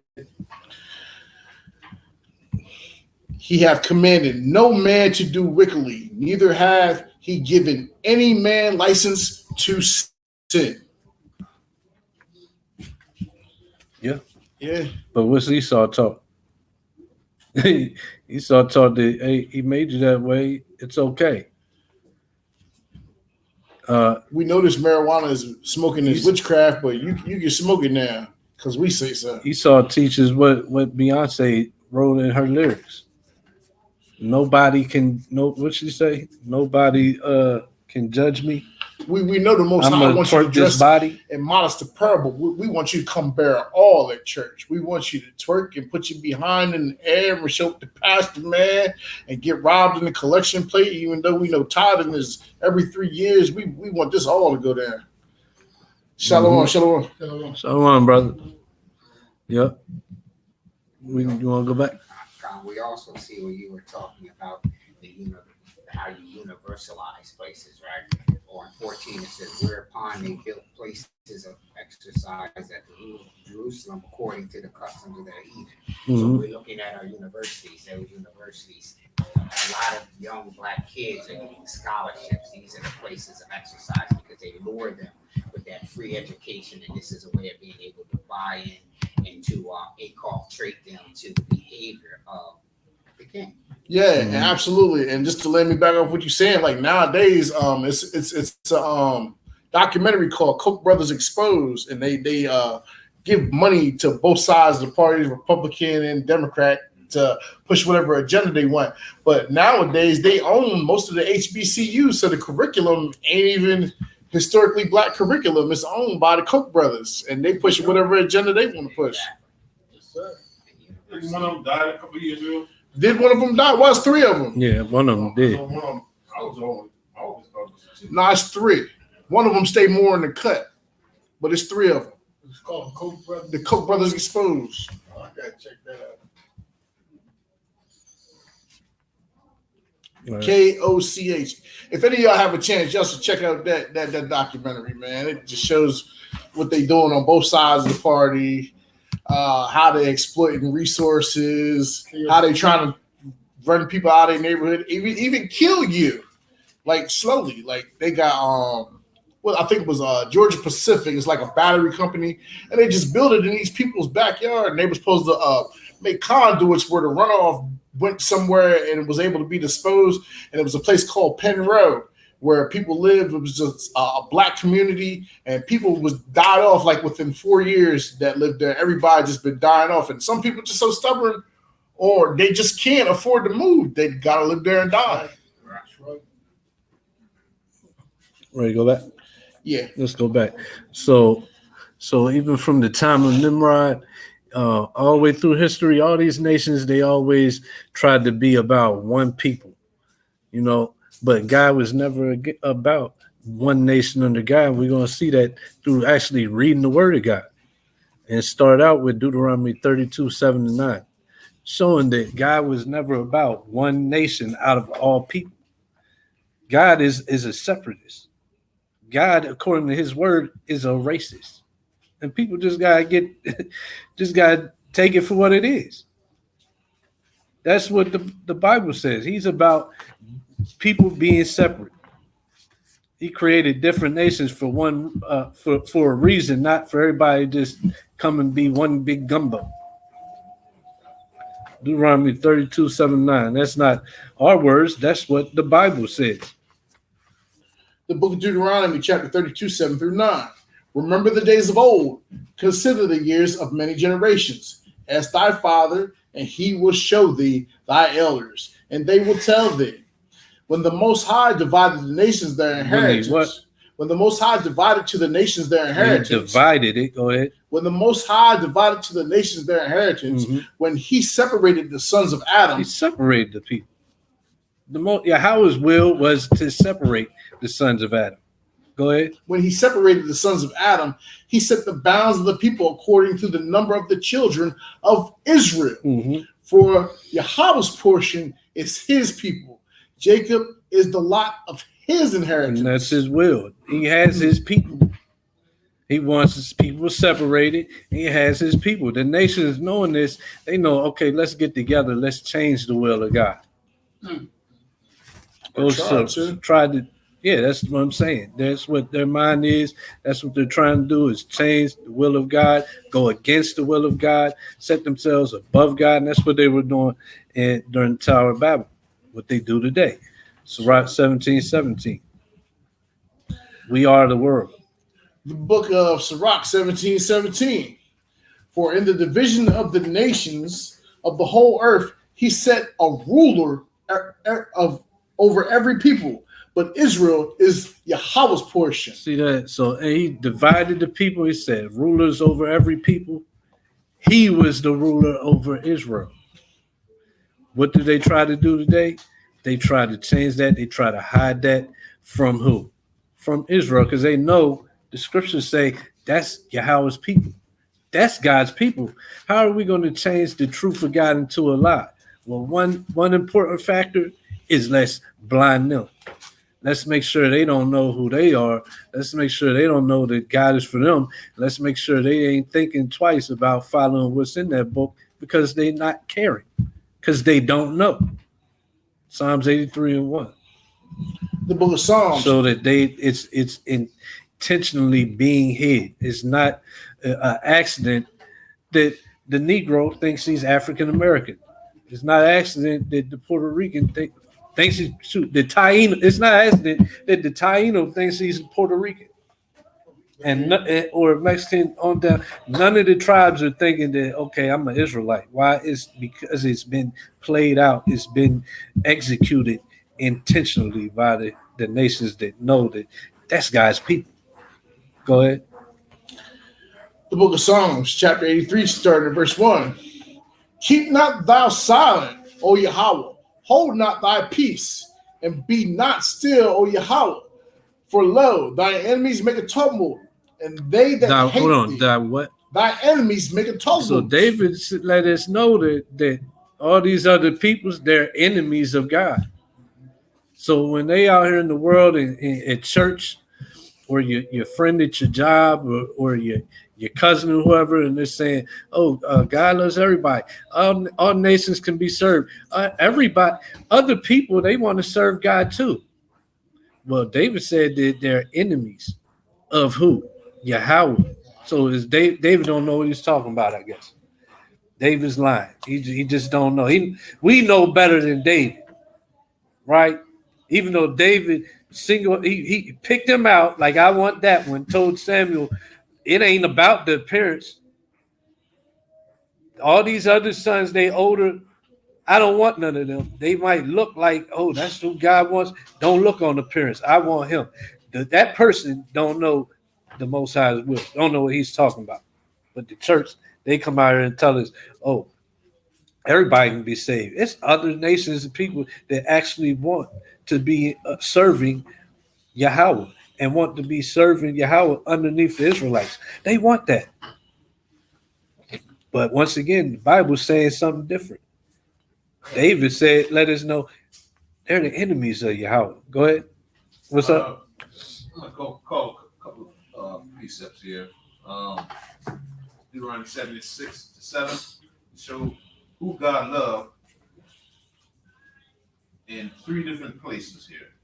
Okay. And it's only for certain people. Good. Want me to read? Yeah, I'm pulling it up. You can read it. What was the text again? Deuteronomy what? Chapter 7. Verses. And I think the one 1 Kings 10 and 9.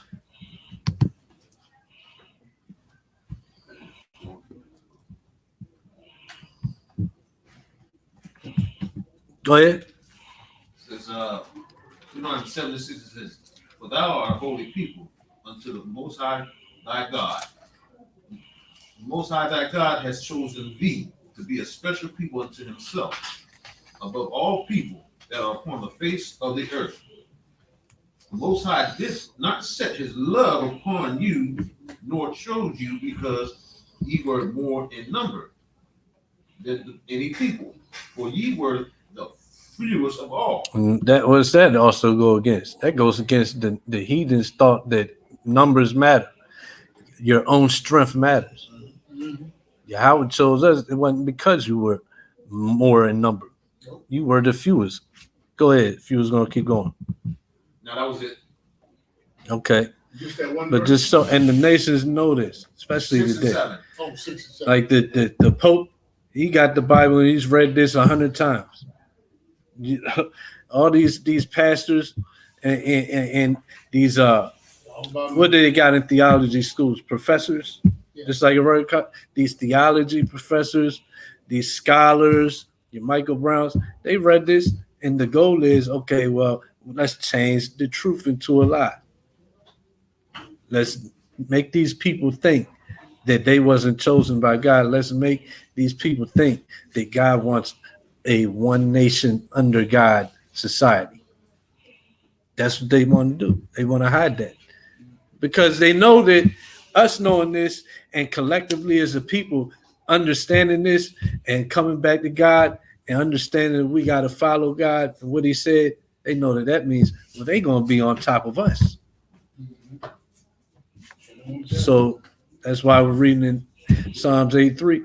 They intentionally set things in order to keep us in the dark. God. Go ahead. The book of 1 Kings, chapter 10, verse 9.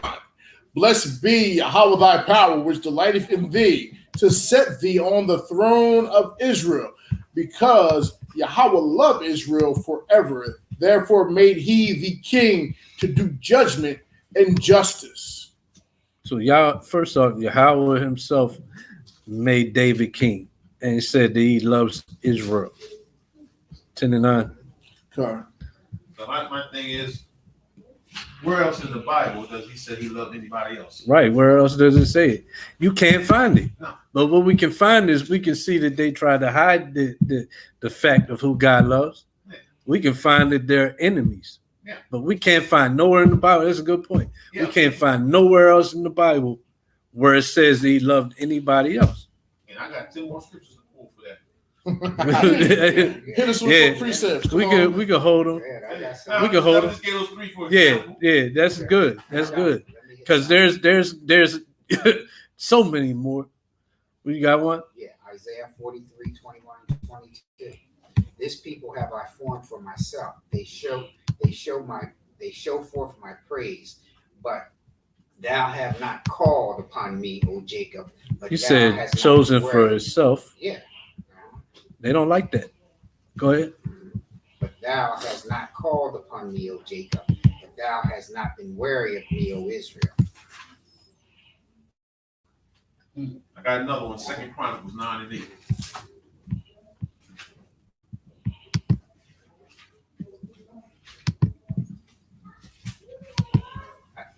You reading that? You go ahead. Oh, okay, well, I'll go into to validate the Apocrypha. 2nd Ezra 5:27. Well, he wanted this one. Which one? Second Chronicles 9 and 8. Okay, go ahead. Chronicles 9 and 8.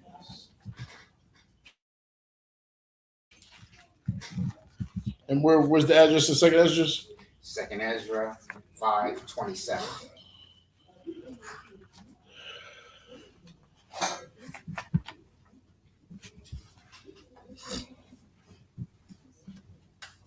Go ahead. Somebody read that Second Chronicle.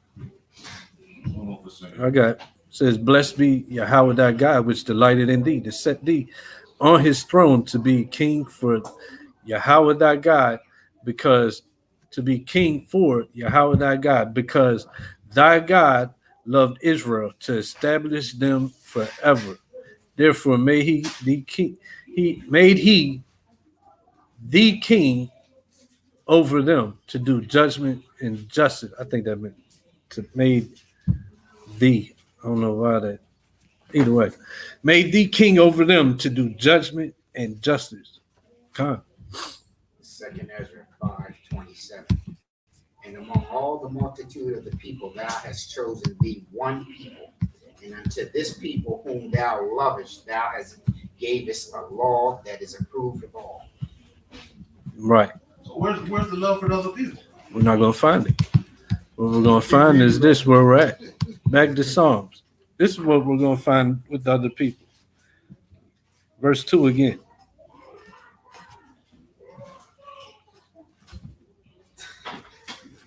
The Psalms? Does that come from there? That's over here. They got a big crowd over here today. It's wrong. So we in Psalms 2. Psalm 83, verse 2.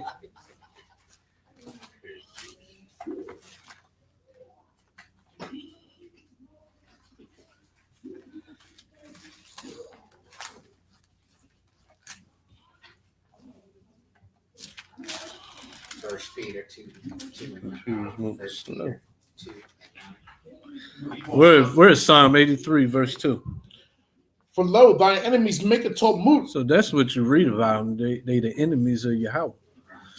Go ahead. And they make a tumult. Go ahead. And they that hate thee have lifted up the head. Wait, where does it say that the nations love God? That's another question. It don't. You're not going to find that. You're not going to find where the nations love God, love Yahweh. It says they hate thee. Go ahead. For lo, thy enemies make a tumult, and they that hate thee have lifted up the head. They've hated since Tower of Babel.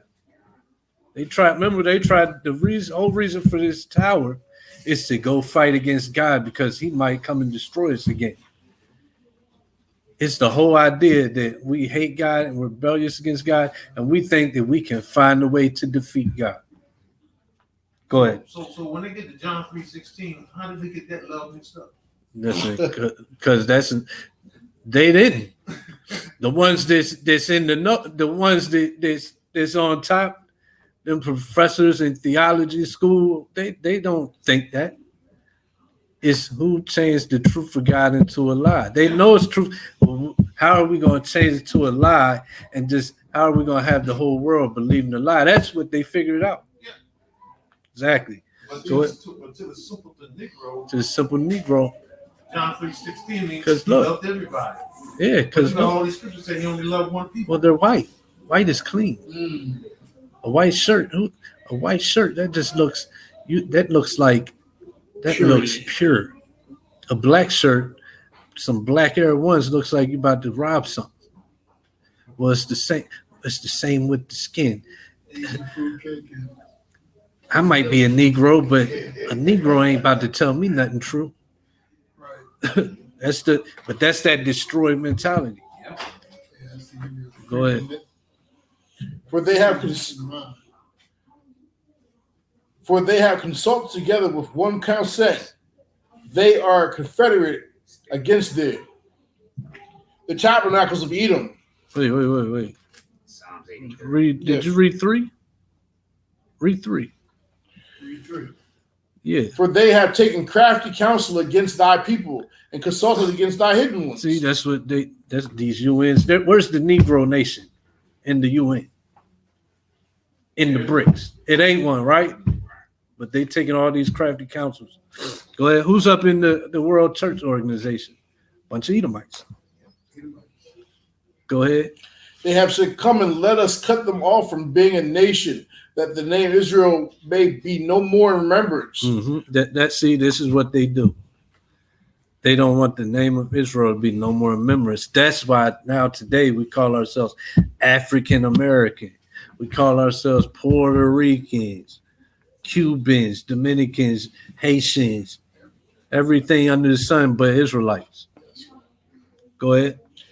The tabernacle, for they have consulted together with one consent. They are confederate against thee. The tabernacles of Edom.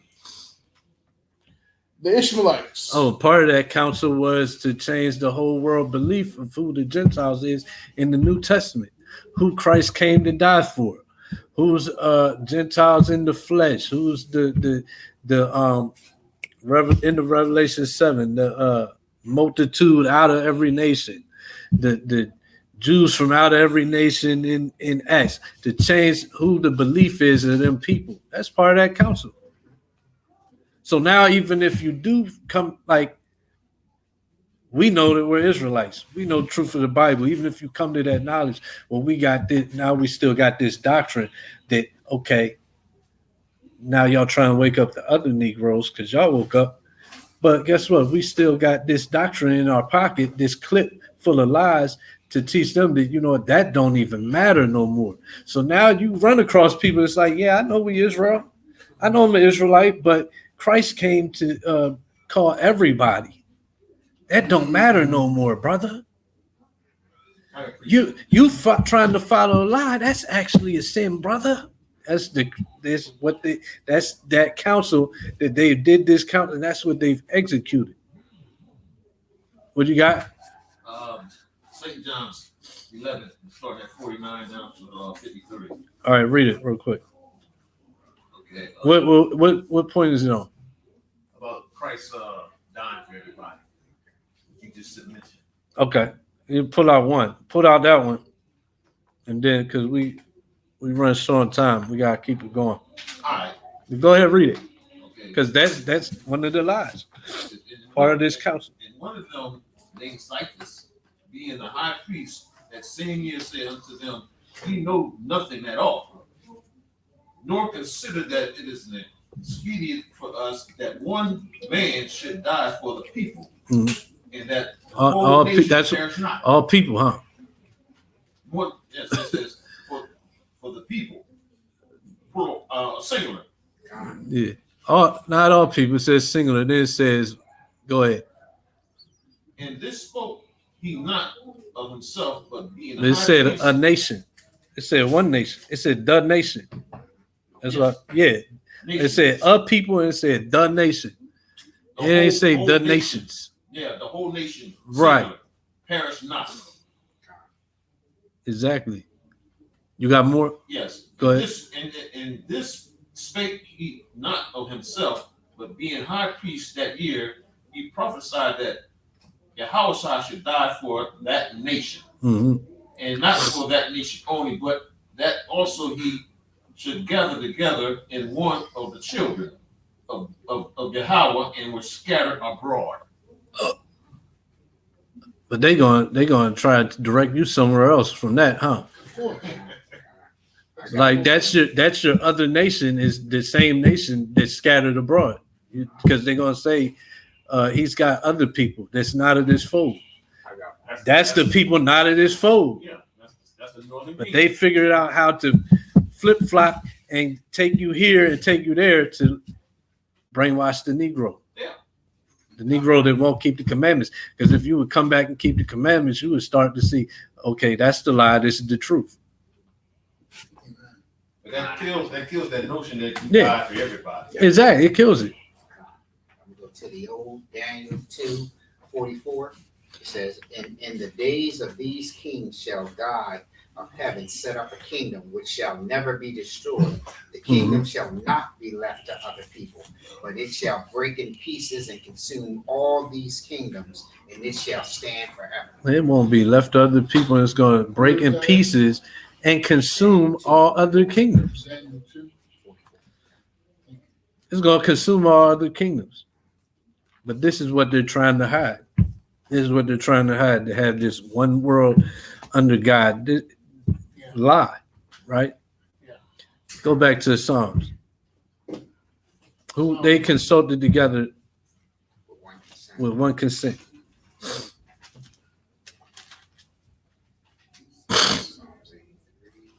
Verse 5.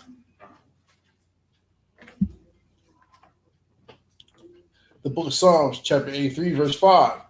For they have consulted together with one consent, they are confederate against thee, the tabernacles of Edom, and the Ishmaelites of Moab, and the Hagarenes, Gabal, and Ammon, and Amalek, Mhm.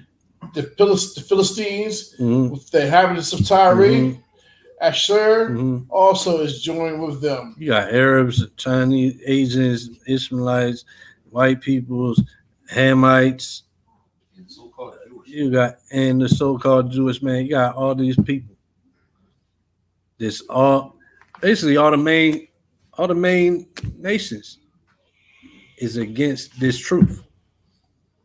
Go to Psalms 2:1-5. But they want to join in and serve Yahweh.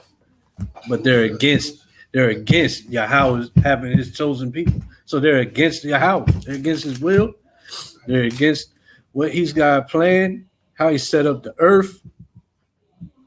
You got your own plan. Yeah, they got their own plans. And they put above the Most High's plan. Psalms 2:1-5. Go ahead.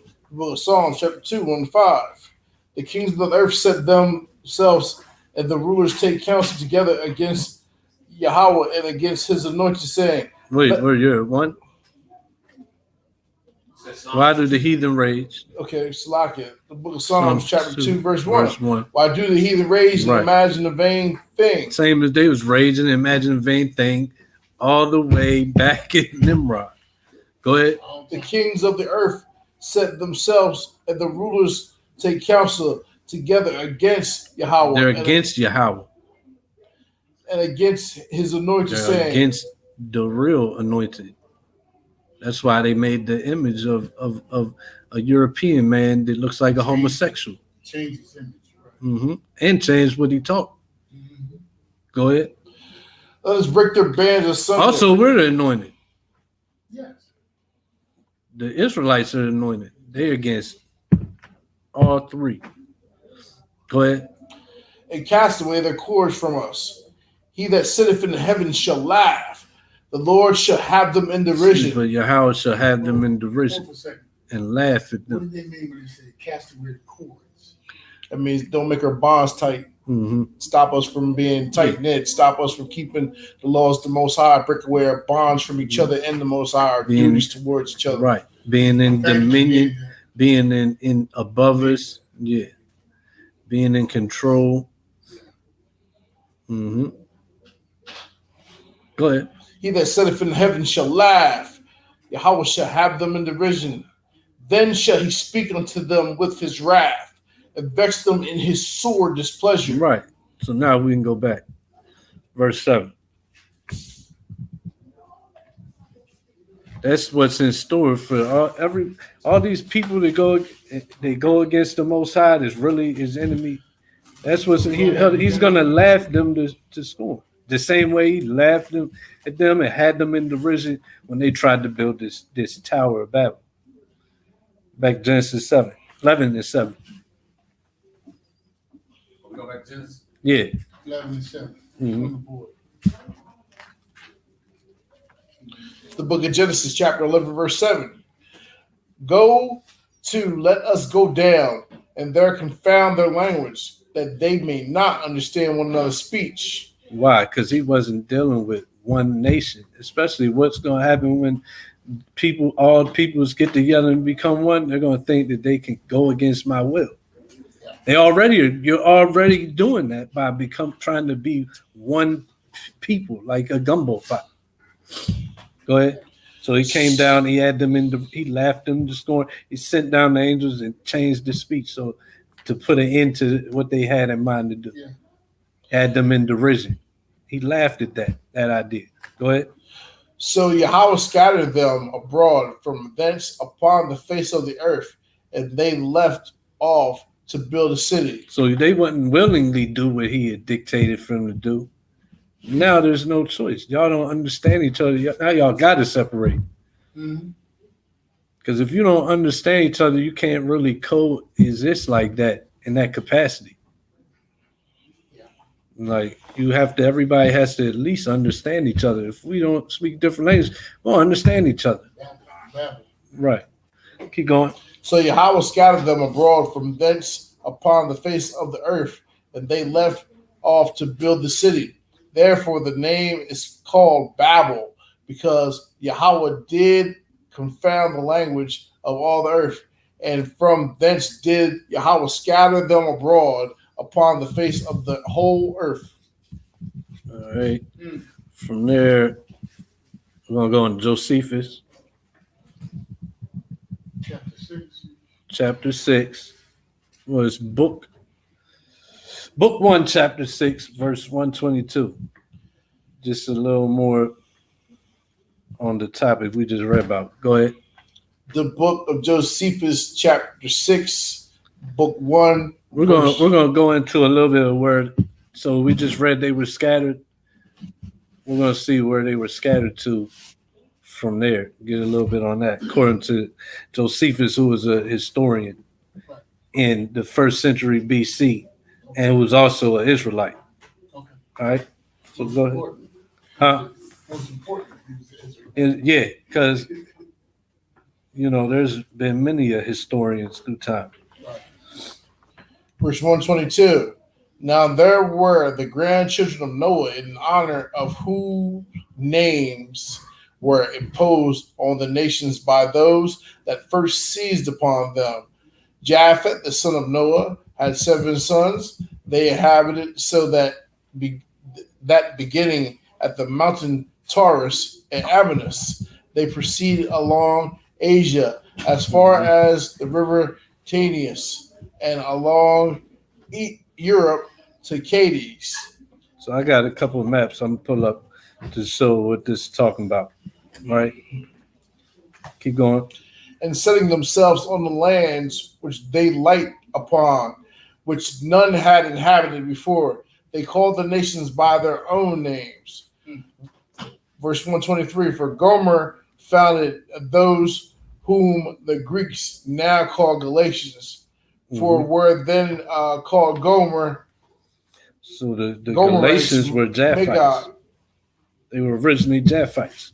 They were Greek nation, right? Galatians in Greece, right? And they were originally Japhites. The Greeks were originally Japhites. And this is going to tell us that. It's going to let us know that. Go ahead. Magog founded those that from him were named Magogites, but who are by the Greeks called Scythians. Mhm. Now as to Javan and Madai, the sons of Japhet, from Madai came the Medians, That's the Medes.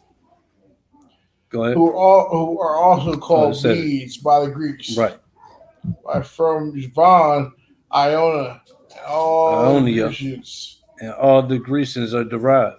The Grecians are derived from the Japhites. That's what it's telling us. So it's Medo-Persian as well. Persians are different. Remember, Medo-Persian, that was a combination of two different kingdoms. So the Medes descended from Japheth. Persians, I believe, is Elam.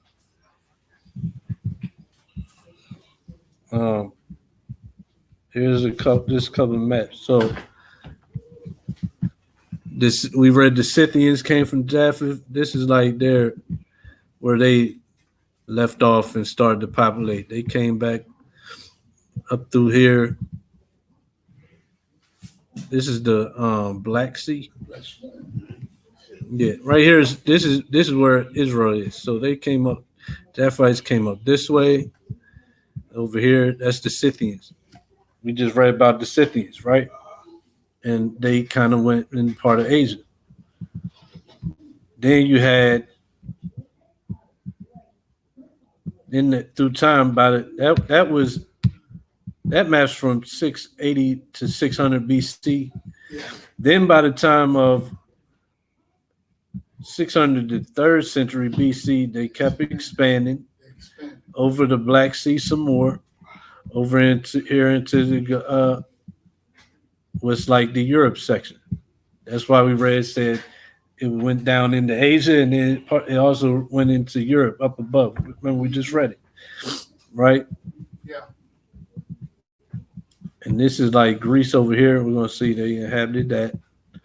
Galatia. Yeah, Galatia's that's the Black Sea right there. Right. The blue there. So that's Galatia's like up in here.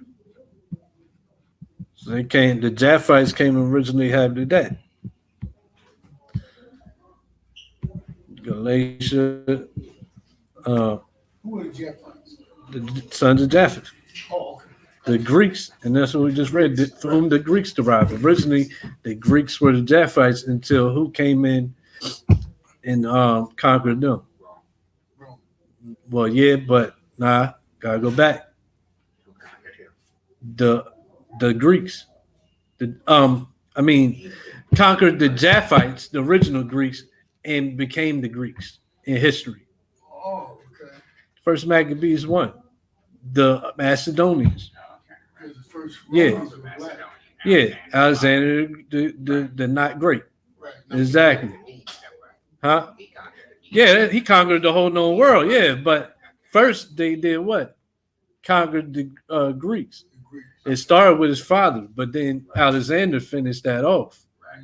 But it was the Macedonians who, we through the scriptures we see was in the mix in.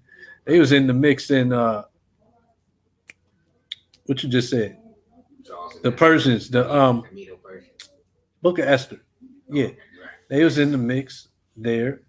They was also in the mix with the Babylonians because remember at first Ezra he told us that when the in Kings whatever it says that the Chaldeans burned the temple when Babylon came in.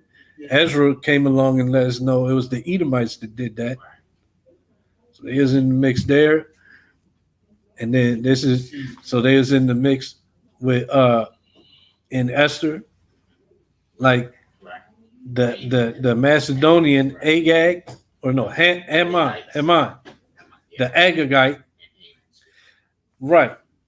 He's the one that was trying to get the remember Mordecai told on the two servants. Who you think was trying to get him to kill the king? The Edomite. Agag. Agag is right under. He takes out the king, then he can step in his place. They've been doing that through history. Then eventually Alexander the Great was able to do it in Kingdom of Greece. And then once he took over Greece, Greece took over the world. And then they also got a hold on Rome. And that's where you get the Greco-Roman kingdom. Right.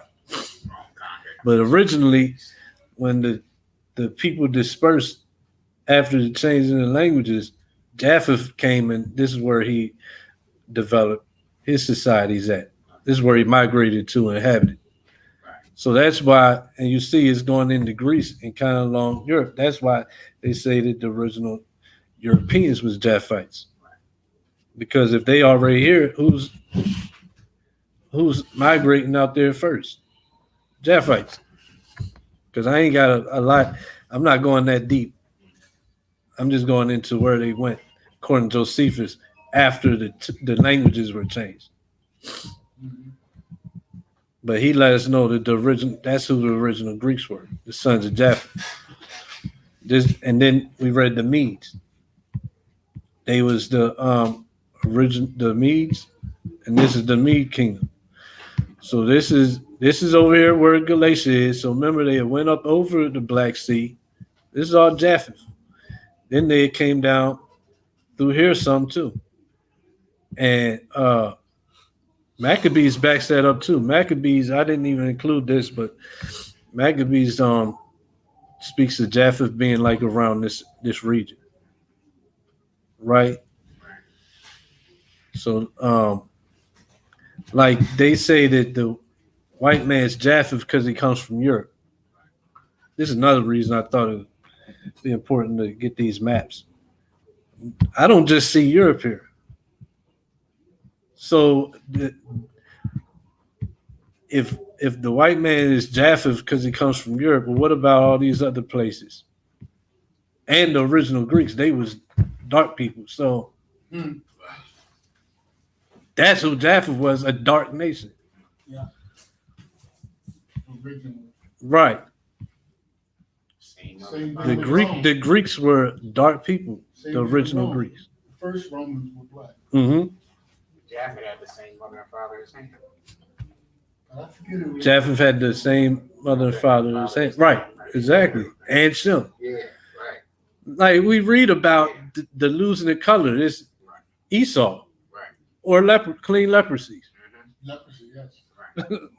People were colored Leprosy was in antiquity. Yeah, they was color all the way to chapter 25. The lack of melanin is something that came after.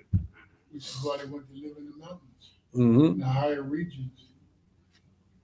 So in Greece,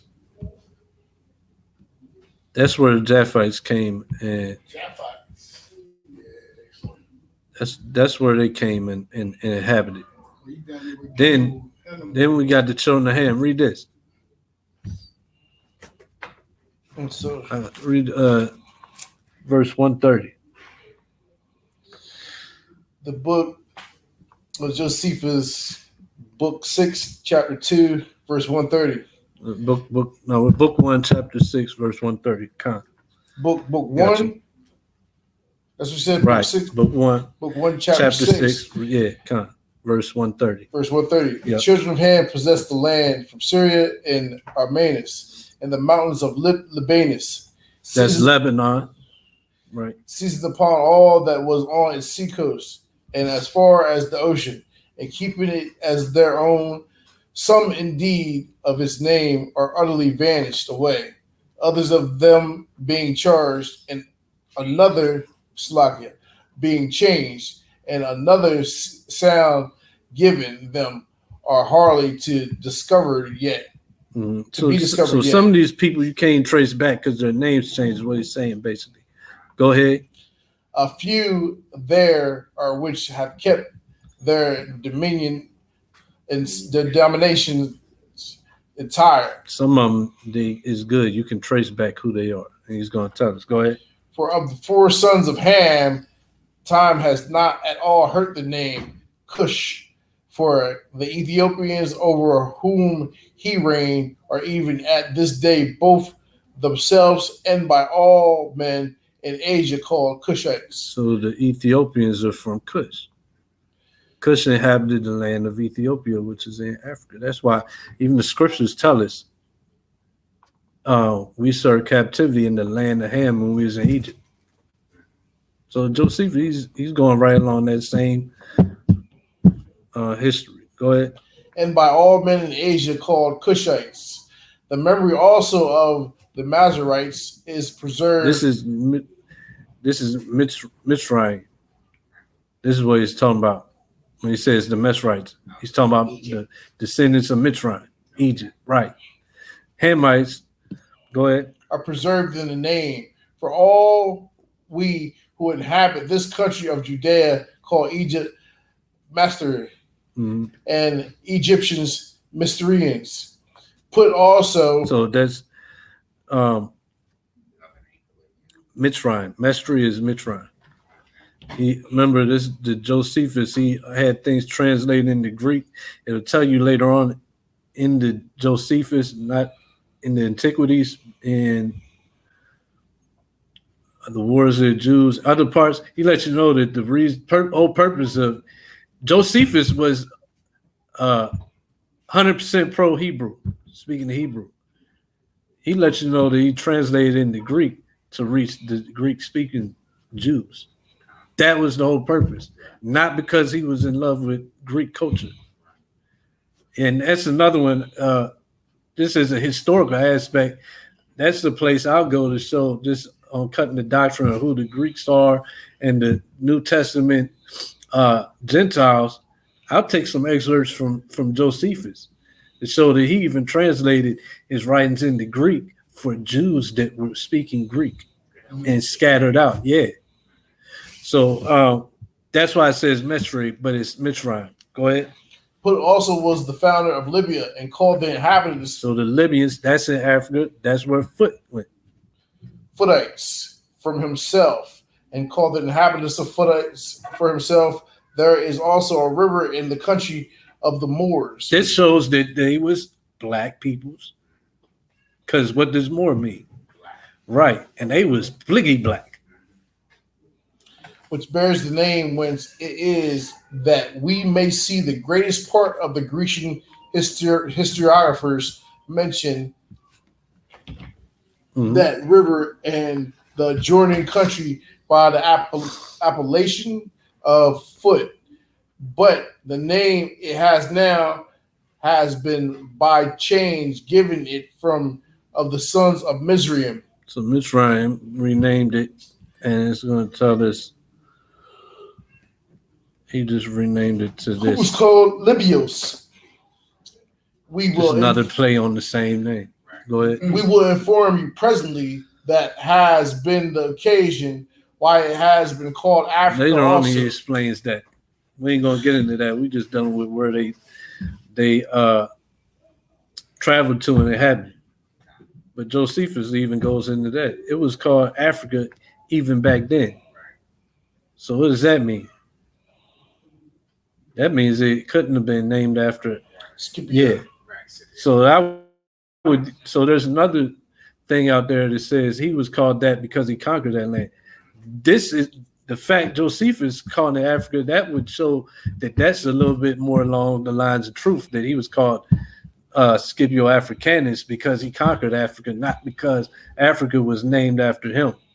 But that's a whole nother different thing. No, Africa is named after one of Abraham's sons, Ophir or Ophir. And I think that's what he goes into later on in the book. But yeah, keep going.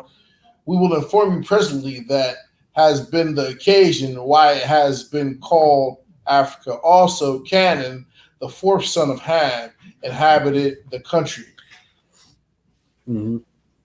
Canaan, Canaan, the son of Ham, the fourth inhabited son of country. Ham, in the inhabited country now called Judea, and called it from his own name Canaan. And we know that that's the land that Yahweh sent us into from Egypt. Go ahead. The children of these four were these.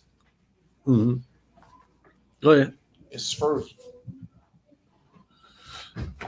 Sabbath. Sabbath from founded the Sabians, Avilas who founded the Evelians, Evelians. who are called Getuli. Sabbathus founded the Sabbathians, and they are now called the Greeks. That's the born. Astaborans, they are now called Sabactus, settled the Sabactus, and Ragmus, the Ragmians. Mm-hmm. And he had two sons, the one of whom Judas, settled the Judeans, Judeans. and a nation of the western Ethiopians, Mhm. and left them his name, as did Sabas to the Sabians. But Nimrod, the son of Cush, stayed and tyrannized at Babylon, as we have already informed you. Now all the children of Mitzrayim, being 8 in number, possessed the country of Gaza to Egypt, though it retained the name of only the Philistines. So the Philistines come from who? They come from Mitzrayim.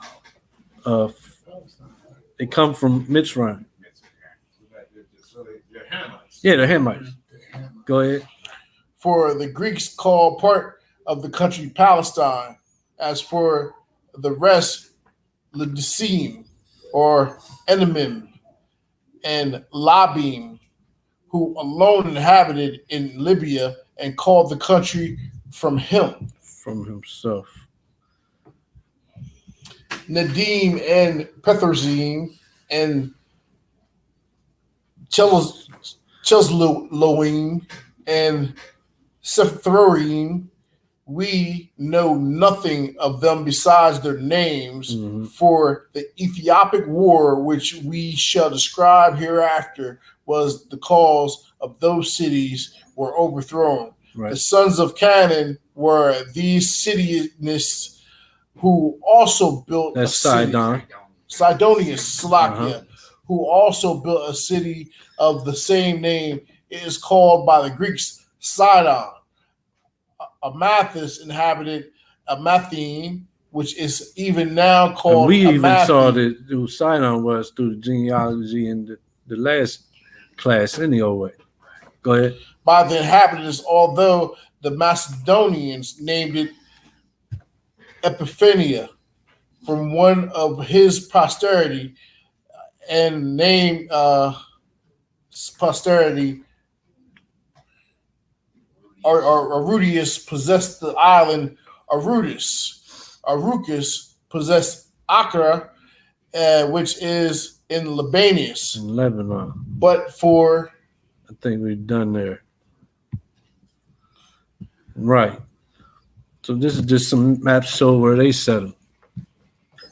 You got Lebanon, that whole region, Syria. Then you got Lebanon. That's on the coast of the Mediterranean Sea, right above Israel. But those are not from that time or from today. hmm I tried to pull them up from this time. This one might be a more new one. I'm not sure. Older map. But Lebanon's always been above Israel, though, Okay. right? See if you go on Yeah. the So here, website of Congress, mhm. Library of Congress, they have a lot of the original maps. Yeah, Yeah. I'm gonna look on there later, see if we can use something. And then you also got books like Bible charts and maps. I just kind of went online to grab these real quick last night. This is we read about. They came down and they had Cush had down here. This is Africa. That's the Red Sea. Egypt. Remember, Egypt had up in Gaza. Yep. Then Libya. So that's why the Bible calls it the land of Ham. A lot of Ham came down into Africa. They were the first inhabitants of Africa. See that we didn't get a land yet. Remember, we were the last. Yeah, well, We were the last. like 40. Mm-hmm. Sojourners. Go down. Now Shem. I'll read about Shem real quick. Shit. Mm-hmm. Third son of Noah. verse 143, Shem, the third son of Noah, had 5 sons who inhabited the land that began at Euphrates and reached to the Indian Ocean For Elam left behind him the Elamites, the ancestors of the Persians. So Asher there's lived, your Persians, Elamites. So the Persian Mede Empire was them two come together. Asher lived at the city, the ancestors of Persians. Elamites, ancestors of Persians. Asher lived in the city Neve and named his subjects Assyrians, who became the most fortunate nation beyond others. And I think that's Nineveh, probably. Yeah.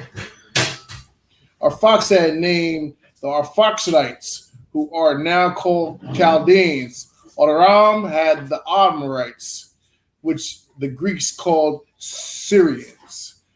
As Lud founded the Ludites, which are now called Lydians. Of the four sons of Aram, Uz founded Trachonitis and Damascus. And that Damascus is right next to that Lebanon we saw. Right? Go ahead. This country lies between Palestine and Celesyria. Ui founded Armenia, Gaither the Bactrians, and Mesa the Messenians. It is now called Carax Spencini.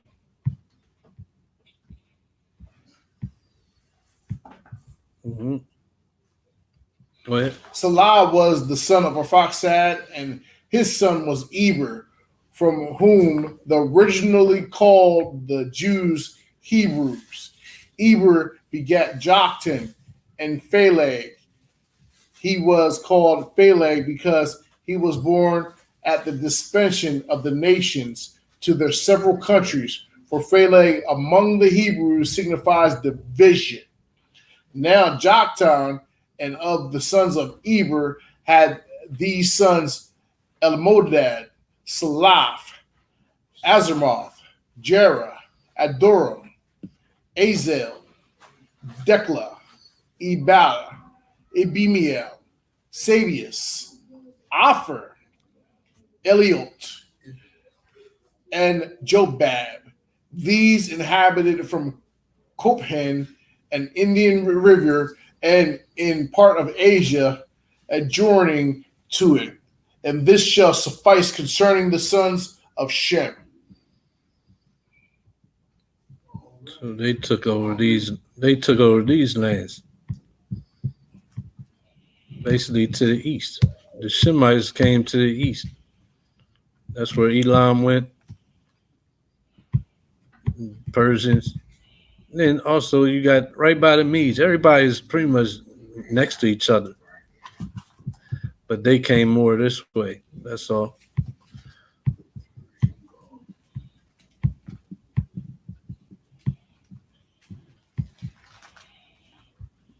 Remember it said they came down by the Indian Ocean. So they came down this way. All right. Back to Genesis 11:10. The book of Genesis, chapter 11, verse 10. These are the generations of Shem. Was 100 years old and begat Arphaxad 2 years after the flood. And Shem lived after he begat Arphaxad 500 years and begat sons and daughters. So he lived to be 600. So now we're seeing the decline in the age. Right. He still lived a lot longer than us, but he, instead of it being 900 and something, almost 1,000, now it's 600. Go ahead. And Arphaxad lived 530 years and begat Salah. And Arphaxad lived after he begat Salah 403 years and begat sons and daughters. And Salah lived 30 years and begat Eber. And Salah lived after he begat Eber 403 years and begat sons and daughters. Now it's lowering and lowering. Now it's 500 and something. Go ahead. And Eber lived 430 years and begat Peleg. And Eber lived after he begat Peleg 430 years and begat sons and daughters. And Peleg lived 30 years and begat Reu. And Peleg lived after he begat Reu 209 years and begat sons and daughters. And Reu lived 230 years and begat Serug. And Reu lived after he begat Serug 207 years and begat sons and daughters. And Serug lived 30 years and begat Nahor. And Serug lived after he begat Nahor 200 years and begat sons and daughters. And Nahor lived 920 years and begat Terah. And Nahor lived after he begat Terah 119 years and begat sons and daughters. And Terah lived 70 years and begat Abram, Nahor, and Haran. Mm-hmm. Go ahead. Now these are the generations of Terah. Terah begat Abram, Nahor, and Haran. And Haran begat Lot. Mm-hmm. And Haran died before his father Terah in the land of his nativity in Ur of the Chaldees. And Abram and Nahor took them wives. The name of Abram's wife was Sarai, Mm-hmm. and the name of Nahor's wife Milcah, the daughter of Haran, the father of Milcah and the father of Iscah. But Sarai was barren. She had no children, no child. And Terah took Abram his son, and Lot, the son of Haran, his son's son. Sarai, his daughter-in-law, his son. Okay, Abram's hold wife. on. So Abram marries Sarai, right? And that was okay. Yeah, go ahead. We ain't there yet. And It's a Terah point. took- It's a point later on. It's in the next chapter. And though. Terah took Abram his son, and Lot the son of Haran his son's son, and Sarai his daughter-in-law, his son Abram's wife, and they went forth with them from Ur of the Chaldees to go into the land of Canaan. And they came unto Haran and dwelt there, and the days of Terah were 205 years, and Terah died in Haran. That's it. 3:59, right on time. Good, good, good. There's no way. Yeah, the point. Yeah, next chapter we're gonna tackle the point I want to get out of that. So yeah, we're gonna There's stop no there. way I could imagine chasing after a 2-year-old boy at 600 years old. But we weren't in the same condition that we is. You guys, we got toxins and poison in their food. They was probably living more for the earth. The grade of the meat was probably better. They probably wasn't gendering the cattle, have these hybrid cattle that we had, because we probably eat hybrid cattle. We're not farmers. We don't know what type of cows we eating, what they mix together. Air was way cleaner. Yeah, the air was no pollutants. Yeah, absolutely. The water too. The water, man, you go anywhere and drink. At that time, they're probably like 30-year-olds at 200. Yeah, And the ozone was still intact. yeah. We was probably like 30-year-olds at 600. And the wicked wasn't I think at that time you barely aged. Mm-hmm. Yeah. Remember, we read in the last chapters. We read either in, I think Josephus, that it was the food, even the food we was eating was more conducive Yeah. to health Yeah. and sustaining longevity in life. Like we don't have access even to that type of food now. Even if you get on that Vegelite thing, Yeah, well, yeah. Even if you become a veganite, yeah. The- Well, they say the same today when they measure from the old to the new, you find that even the vegetables and the other fruit and stuff, in comparison, is only like 2%. mm-hmm. all The vitamins that you have in it for the natural get from it. yeah, It's only like 2%. It's very low. mm-hmm. So in Right. order to get the kind of nutrients you need today, you got to eat a ton of the fruit. Mm-hmm. Yeah, it's not as nutrient rich as it was. Exactly. Yeah. Exactly. Remember when Moses sent the people to spy out the land, what they come back with? Yeah, grapes. They had to be carried on 2 men's shoulders. We ain't got none of that. Big, man. Right. If you're seeing that today, you wouldn't eat it because you think it's a So you wouldn't eat it. Right. You think it's a GMO. You think it was, But and it would be because Yeah. he stopped having that grow on Earth. You think it was grown through growth hormones. Yeah, if we started letting the land have a Sabbath, it might would grow that again. Yeah. The land has been weakened by the treatment of it. Yeah, but they putting chemicals in the ground. All under the curse. Right. But yeah, we can close out. That'll be it for the reading today. We're the Hebrew chosen elect out of Wilmington, Newcastle, Delaware. We congregate here at the Rose Hill Community Center every Saturday or Shabbat from 12 to 4 p.m. The address here is 19 Lamson Lane, Newcastle, Delaware, room 110B. Any announcements? No. No. Well, Tomorrow. what's tomorrow? Well, we ain't got to announce that. We'll talk about that when we get offline. Yeah, we're the Hebrew chosen elect. We congregate here at the Rose Hill Community Center. We are asked that if it's in your power and it's in your will, you want to give alms, we accept them. It helps us to pay the rent here. It helps us to get flyers for camp.